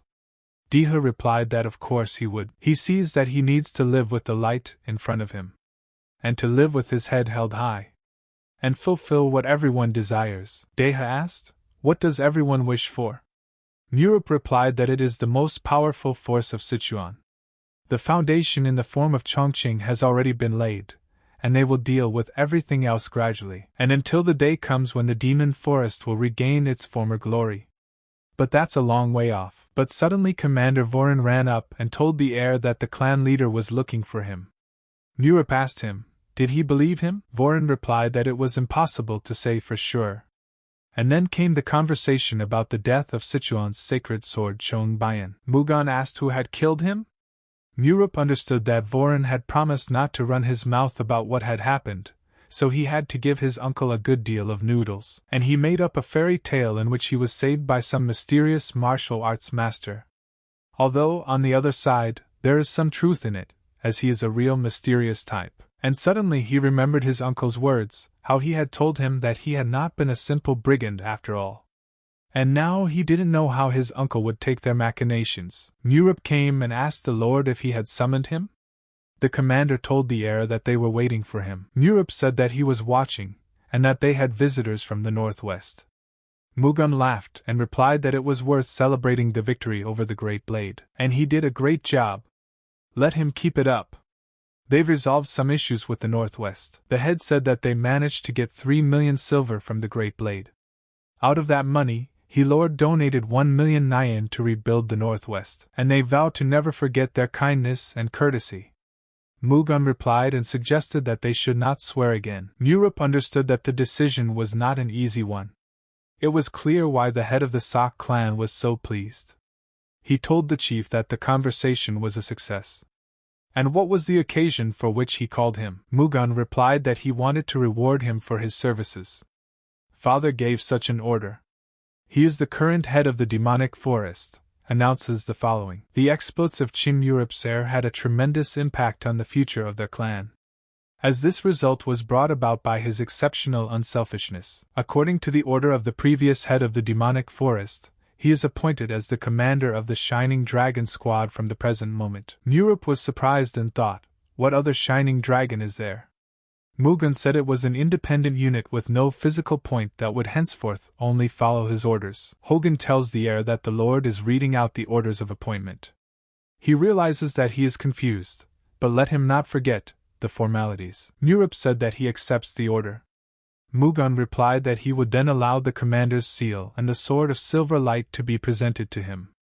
May he not forget his duty and be loyal to the squad. Hassan told the heir that this sword had a special symbolism.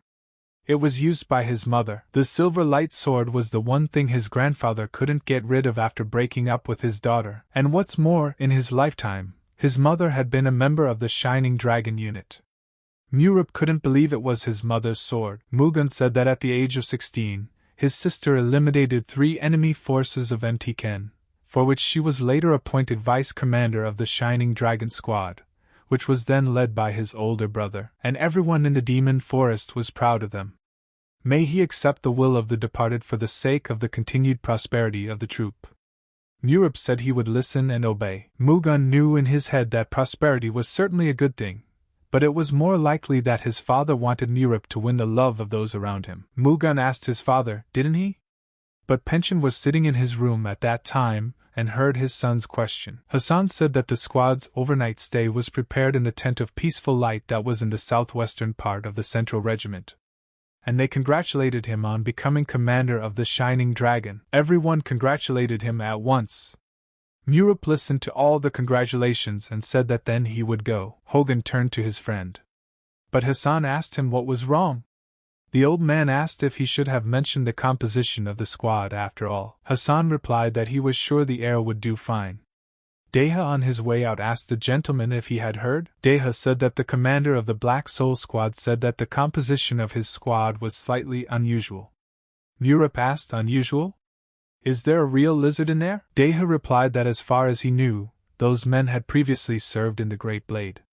They had held command positions. They set off to investigate the disappearance, but by the time they returned, the Great Blade had been defeated and all units disbanded. And most likely, those people are extremely hostile, as he is the main reason for the fall of the Great Blade. Murup said that in other words, they were deprived of bread and now they were forced to work for it. Deha replied that this was the case. Murup realized that the strong warriors who had accepted defeat from the demonic forest, putting such people in command of their clan's position would surely bring out the unwanted. Is he the only one who can keep them in line? And then we need to get to know them. And let Deha not be afraid. The guy replied, so the heir wouldn't say anything stupid. Arriving at the Central Regiment, he opened the door and saw all the soldiers looking at him intently. Murup said he didn't know any of them, but they looked threatening. Punnan asked him, is he the heir? Murup's response was spot on. He is an outstanding strategist and a real sweetheart who dispersed the enemy forces by stealing the leadership, changed the martial situation by swaying the northwestern clans to his side, won the mind games against Wagi, and of course, he wiped the hell out of the Great Blade. And then Deha said his name too, but he didn't have as many accomplishments. Murup said he suggests they leave the past in the past. They are now part of the demonic forest, and he asked to love and pity him, and called them Salaga. All were at once surprised at such an introduction, and were silent. The Shining Dragon squad was disbanded for an extended period of time. which left the building in a pretty bad state of disrepair. And this is where they live now, so it's time to get the rags and go ahead and clean up. And replied at once that everything would be done. Yen ordered Ju Cho, and Hu Yen followed him. Hu was surprised after saying this, and said that they would fetch water then. Murup told Da to see how malleable they are. The guy replied that despite the resentment, they just don't have a choice. Since they've given up, they'll have to prove their favor. Murup said they were still better than the empty-headed idiots. He didn't give a damn about their past accomplishments. People like them should be treated more strictly than usual. Most of the captives joined the various organizations of the demonic forest. It's a good thing was assigned here. There's no need to worry about anything. And the man with the bucket is called Poon Yong. He's better known by his nickname, Lightning Sword. From the looks of him, he's got a lot of character. And that hulking Han Jin, well versed in the art of the single-bladed sword. Both of them led their squads in the Great Blade. I can see why they're so puffed up. And a tall guy named Ju Cho is a spear master. Hu Yen is an excellent archer of short stature. What about that monk? Deha asked. Murup replied that he wasn't a monk. His name is Yungyu. He uses a stick in battle. Despite such a young age, they were all considered elite. They would have suffered huge losses without their plan. Murup asked, what does he have to re-educate them now? Let him tell them not to overexert themselves, Deha said, surprised to hear him say that. Hadn't he planned to treat them harshly? Murup replied that he was fed up with everything. Let them give him some rest too, and speaking of raising those types, he's already assigned someone to do it. Tell him to let me know if anything happens. He's going for a walk, Deha asked with surprise. Someone? The boy asked while cleaning, what kind of person is their current leader? Who replied that he was said to be the reason for the demonic forest's victory. Cho said that they were lucky to be subordinate to such a person. Who replied that it was useless to blame others. The Great Blade fell because of them. Cho asked, why would that be? He was actually fighting hard. Who said he thought the others were bullshitting? He certainly didn't fight better than him. Cho rejected all his breakdowns and called him a poor shot. Who replied that he specialized in ranged combat. But unexpectedly, Chu himself came in and used his head suppression powers. It was said that Hu Yen was the person responsible for the attack on the northwest. The former unit has been destroyed. Who asked what the hell was the monster of the northwest doing here?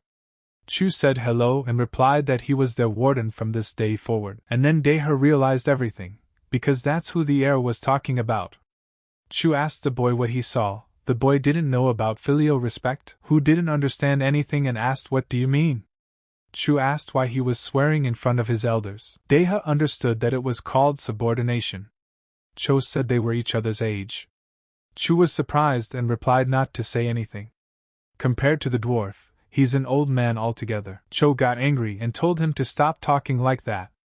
Chu asked the monk, are these two really the same age? The monk started laughing and answered him that he was not a monk. Chu asked him why he shaved his head then. The monk replied that he hadn't shaved anything. The hair just fell out. Deha said that this Chu has a real talent for pissing people off. Murup found some inscriptions in the wall and asked if this was left over from the predecessors, and he can see at once whose handwriting it is. In his thoughts, he asked his mother if she was looking too. Her son became the commander of the Shining Dragon. Let her keep watching, because this is just the beginning. And now he knows who he's become. Currently, the Shining Dragon squad consisted of 53 people. He appointed the experienced Divu, who was the former commander of the Black Blade squad, as the vice commander and Un Chu as the protector. None of the privates opposed the 5 becoming team leaders. This result was obvious because of their past positions. Murup understood that the single-bladed sword, double-bladed sword, bow, spear, and stick were the 5 weapons used in the 8 Heaven Soul art. An unexpected twist.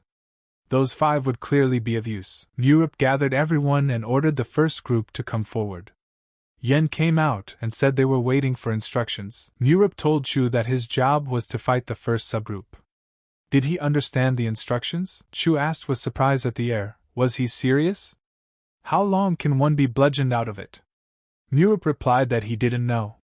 The main thing is not to kill anyone. Chu started laughing in a weird voice and said that the heir just ruined making cripples out of them. Murip punched him and replied that he said no such thing. Chu said he doesn't play that way. It's better to give him the task then. Murip replied that Deha is weak. Deha heard such words and said he could do it. Murip asked, realistically? Deha realized that the heir was going to give him this assignment from the beginning. Yen asked the commander, is he joking? He apologizes for the expression, but what kind of circus is this? Murip replied that he wasn't kidding. Their vice-commander is not an idiot. How did he think he killed Mugimpi then? And replied that he would look at his skills then. Could he fight him in a one-on-one battle?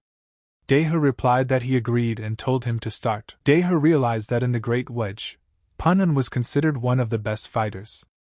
Even in one-on-one combat, he was not an easy opponent, and would use his own subordinates against him, and immediately lunged at him, but Deha abruptly stepped back behind the guy, and grabbed his arm. Yen asked, did he have no pride at all? Let him fight fair. Deha asked if pride alone would help him win? If a man wants to achieve something, sometimes he has to take a shit. Murip smiled and said it was his school. He ordered Chu to have him take over for Day when he was exhausted. Have them do the same with the rest of the subgroups. Chu replied that he understood and asked how long they should be beaten. Murip said until they beg for mercy. That day was the beginning of the Shining Dragon Squad's murderous training. When Yong Chu entered the battle, the squad members had to pick up their weapons, squeezing all their strength out of them. However, they never managed to overpower the one who was single-handedly defending Cole's gang. After a few days, all of them had forgotten what pride was, and just a month later at the crossroads of summer and fall, the head of the demonic forest assigned the squad its first task. The servant came and said that the heir had arrived. Mugan answered him to tell him to come in. Murip walked over and said that he welcomed the head of the demonic forest. Mugan said hello and replied that he was here talking to the head of Narim until he arrived. So how did he squat up? Murip replied that he would say he would go. Mugan said that those warriors had previously held important positions in the Great Blade. Because of their pride, they might not be easy to deal with. Murip replied to the chapter that he was right. In his head he thought, why is the head going around and around? Could something be wrong? Mugan asked the heir, he hasn't seen Urim yet, has he? Murip replied that since they say so, obviously they will meet soon, specifically on the mission at hand, which is likely to be extremely difficult. Murip said to have them ready. Have them handed over. Mugan said the letter said his wife's family is now in Pagun County, a journey that takes about 10 days. The family is small, but Radchan is a household name there. We need to find my father-in-law and brother-in-law. They're missing. Murip asked in surprise, missing? Hogan replied that there are all kinds of rumors floating around. Some say it's Sanchin's doing, and others suspect the Sura of the Bloody Sky and the Demon of Madness. Murip realized that things were bad. The last two refer to the 3 great villains, but since Sankan is also despised, it makes 4 great evils together. Hogan said that if there were really 3 great evils involved, they should not hesitate to ask for help. Despite their inhuman acts, they are almost as strong as the 10 strongest warriors. In the process of transmitting the demonic forest teachings, he realized, they assimilated new knowledge at a brilliant speed. However, this is not enough to fight against real martial artists. Therefore, this mission is more about gathering information. Murip said that then they would set off right away. They would have to hurry, for it was not clear whether the missing people were alive or not. Mugan told him to be careful. Hogan also wished the heir good luck. Murip replied that he promised to be back soon. Murip met with his men and said they had too little information about the Murim. Let the boy find out with the others about Sichuan matters, conflicts and weaknesses, if possible. Jin Huan asked if he should guard him. Murip replied that he shouldn't sweat it. Chu will take care of that. He's a little dumb, but he's not completely stupid. Murip remembered and asked if he had heard from Manhwa yet. Jin Huan replied that he had not heard from Manhwa yet. Sanchin includes all the worldly mountains and rivers. However, those who have been engaged in brigandage for several decades will not change by the snap of their fingers. Sanchin is pursuing the goal of coexistence with the Murim. At such an important time, all those who are in the way are disposed of and the useful labor force is brought forward. And all this time, Sanchin hadn't touched anyone and had a good relationship with the demon forest. Why bring him into this now? Murup said that if you solve one problem, another problem appears. And if you solve the second one? Jinhuan asked the Lord if he was all right. Murup replied that it was okay, he could go. He has to go now too. Jinhuan said he was listening. Yen told the team that they had been enduring this abuse for a month. His whole body was breaking down. Cho replied that he was slowly getting used to it. And what about him, Yun Yu replied that he was grateful that he could just live. Cho said that it seems like it's in a world of its own. Who replied that he didn't want to die here. He had plans to open a small shop after his service. Cho said that such a thing is actually dangerous. Who replied to have them look at it. It's a piece of jewelry his sis made for him. He promised to bring her new clothes if he came back. Cho started yelling and told them to wake up. It's just a drill. The protector and the vice commander aren't going to kill them. Suddenly Murup came into the room with his foot and told his men it was time to move out. Cho cried and thought that he had forgotten about the commander. Murup told them to pack their bags, for they were going to Pagun. And they don't have time, they have to go fast. Murup smacked the back of Yu's head and was surprised at such a thing, for she spanked like a baby's butt. And so the demon forest.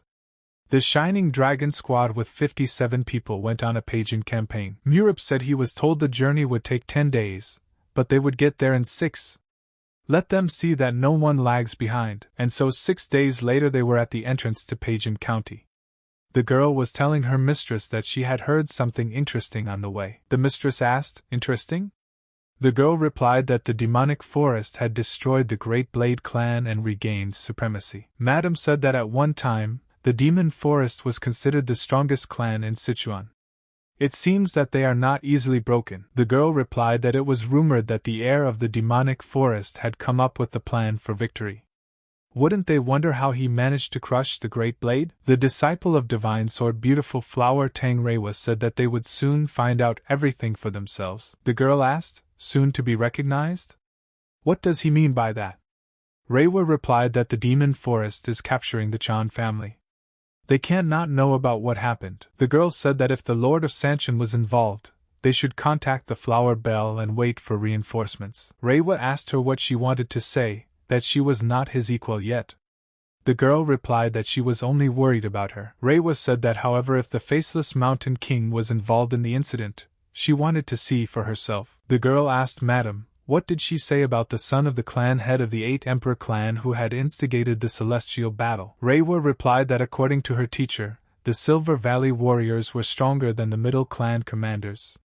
Even their Flower Bell could not stand up to them without someone else's help. And if the son of the head of the 8 emperors became the ruler of the Silver Valley, you can't turn a blind eye to it. The girl asked Madam if she remembered the rumors about the invincible monster sucking the Yin energy out of opponents. They were also spread by the trading company that gave Sanchin his position. Or maybe what she's worried about is also an empty rumor from the trading company. Reiwa replied that there was logic in what she was saying. She thought that Sankin had stated that he sought coexistence with the rest of the world. After their arrival, the security level of trade campaigns had increased significantly compared to what it was before, and the true identity of their leader remains in question. But she doesn't think they're likely to cause a bloodbath. Reiwa said that she too is skeptical of all rumors, but even those should not be dismissed out of hand. That's the mission of their clan. The girl turned around and said that those warriors didn't seem to be from here. And just in case, it would be better to use the disguise technique. She immediately used the technique and asked, "Is it normal?"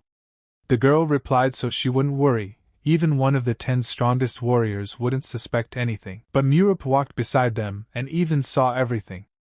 The girl asked the mistress if she could see. Murup asked Da if he had seen those 2 girls. Chu said they were beauties. The heir got angry and told him to shut up. Murup said it looks like they are going to Pagun. Once they reach the village, have him put a couple of men on them. Deha asked, "To those girls?" Murup replied that this was correct. After all, one of them is under disguise. We have to make it look nice. Deha asked the heir, "Did he say under disguise?" But he didn't feel anything like that. Murup replied that the texture of the skin is slightly disturbed. That's something that can only be done intentionally.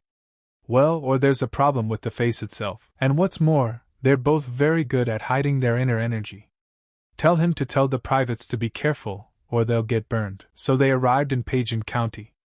Chu said that it was strange that there was no one in the street. Daeha replied that he agreed. It was as quiet as if bandits had been here. Murip said they would find out from the Jong family.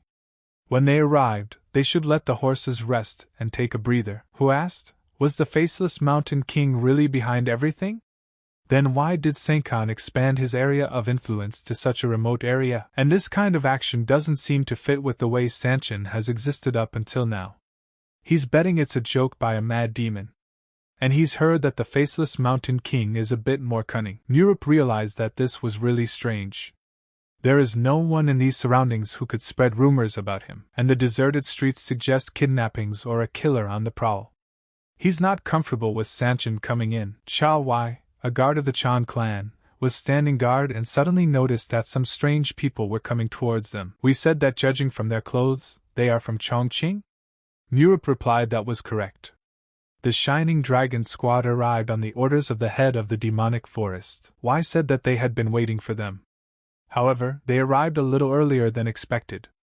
Let him escort them inside. Murip said that all the subgroups could rest. And he will go and see his aunt. En replied that he understood everything. Wai told the heir that they were probably already aware of the fact that Madam was currently replacing Head Chan. That's precisely why she doesn't have the opportunity to return to the demon forest. Wai told Mistress that he had brought the Shining Dragon commander. Mistress replied that it was so fast. Murip introduced himself and said that he welcomed Mrs. Jong. Daeha also introduced himself. Inren said that she heard that they contributed greatly to the battle between the demonic forest and the Great Blade. She is amazed by their bravery. Inren said the right thing to do would have been to offer them a taste of good tea, but the cutoff of supplies had made their situation much worse. Murip replied that everything was fine. Simple water would suffice. He was surprised that he saw almost no people on the way to the Chan estate. Inren replied that they kept finding the bodies of their warriors. Father and brother were returning from the capital at the time. 50 li from Pagun to the west is the Hollow of Deep Soul. That is where the men disappeared. Murip asked if they had searched that hollow. Inren replied that of course they had, but they had not been successful. Because it was a very important trip, the trading company was accompanied by 20 elite warriors. Murip said he was sure the corpses staged by the enemy meant something. Didn't they get some kind of message? Inren replied that they had. When they had just about given up all hope of finding the missing alive, a corpse with a letter was delivered to the manor, and 3 million silver pieces are demanded of them. The enemy asked to send a receipt with that amount. Daeha saw the letter and felt that the handwriting was rough, but there was a sense of strength in the lines. And if the author is proficient in martial arts, he has reached a decent level. Murip asked, is the Jong clan that rich? 3 million silver is not a small amount of money. Inren replied that 3 million silver was their family's fortune in 10 years. The killers asked for something that was beyond their power to give, no matter how hard you tried. They said they would send 1 corpse a day until they met their demands, and this is the 5th. We can't drag this out any longer. Murip thought about it, because she must have been very scared. Auntie is a strong woman, Murip said, surrendering to him. The kidnappers know as well as they do that they don't have that kind of money. They most likely considered the fact that the Jong clan and the Demon Forest are brothers-in-law. However, the scoundrels made a huge mistake in contacting them. He makes a promise that the Shining Dragon squad will bring their men back safe and sound. Have them report back if they need anything. He wishes them luck and thanks them for their understanding. Murip tells Dao that they're moving on to the search. Have him contact all the commanders and get them down here. But suddenly all of a sudden someone opened the door and rushed in. Murip was surprised and asked, "What's that little thing? And is she not bruised?" The girl said he used the hammer technique right in front of the heiress. Not bad. Murip asked what was she talking about. The girl replied that judging from the fact that she doesn't know his name, she's some nameless pawn. The girl said her name is Cho Yurim. She is the beauty of Sichuan. Very soon, the whole world will lie at her feet. Murip said that she was Yurim. He thought that, and how did such calm parents have such a Deriza? Murip said he understood and asked where are her front teeth. Yurim replied that she wanted to exchange them for goodies, but it didn't work out. Murip laughed and said that it was surprising that she was joking in such a situation. Urim replied that tears would not change anything. If she's going to be sad, the others will be sad too. And from the looks of it, he's the heir from Chongqing. So what should we call him? Europe replied for her to call him Henim. Urim rejoiced and shouted that she was happy to meet Henim. They would see each other again. Europe told his men that they would move out in 2 hours. Deha asked in surprise, 2 hours? Have they figured something out yet? Europe replied that he would deal with it now. If this is not a simple kidnapping, but a hostage-taking, they are acting the same way they did during the incident with the branch. Europe said that since there are many hostages, it is unlikely that they are being held in Pagun. Otherwise, if someone escaped, the kidnappers would be identified immediately. Europe told his men that they would search all the villages around Deep Soul Hollow. We need to operate covertly. And the vice commander in charge, and have them check to see if any strangers have bought food lately. We need to find out everything food-related. And don't rule out the possibility of theft. M realized that was right. The hostages needed something to feed them. He asked the commander why not ambush the enemy in Pagun. Europe replied that the lives of the hostages could then be jeopardized. This is a good option, but their first priority is to save He Zhang and his son, and don't forget to meet with the hunters as well. We must find out if anyone has found any bones in the mountains, and if any animals have disappeared from traps. Deha at this time saw that it was as if there were no barriers in front of the heir. Maybe it's because his father is a hunter? At times like this, he becomes a completely different person. Europe told them to remember, the most important thing is not to execute the kidnappers, but to save the hostages. That's it. Let's get to work. Cho told the commander that the 2 girls he was talking about had literally just arrived here recently. He instructed the guards to follow them. Europe replied that that was it. Well, then he would have to meet them first. Let them rest while he would be back soon. Europe told Deha to stay with the subgroup commanders. And Un Chu, have him follow immediately. Deha thought, did those 2 girls really have such strong energy? Chu said they went into the inn. They're not gonna eat anything? He's so thirsty. Europe asked him if he'd had dinner. Chu replied that he'd had dinner, but not much. But suddenly Europe froze for a few seconds and turned his head toward the roof. At this time, the girl realized that the guy had looked in his direction from this distance. Coincidence? She can't believe that someone other than their clan is able to sense the Death Cliff shadow technique. If it's not an accident, that guy is dangerous. We must report it to the lady quickly. But suddenly Europe caught up with her and asked her where she was going. Reiwa was sitting in the inn at the time, saying that Sojong was delayed. Could something be wrong? But suddenly Sojong shouted to her mistress from outside. Reiwa was surprised and asked her if she had found anything. Sojin replied to the lady that she begged her pardon, but she had been caught. And they came with her. Reiwa was surprised and thought that there was no way there could be such a thing. Even the 10 strongest warriors couldn't recognize Sojong's technique. Chu asked the girl if she had had dinner. Would she like to keep them company? Europe asked him why he was talking so strangely. Chu replied that the heir doesn't understand girls like that kind of thing. Europe asked him, does he think so? Sojin thought, are these 2 really that strong? Reiwa asked them what was the matter.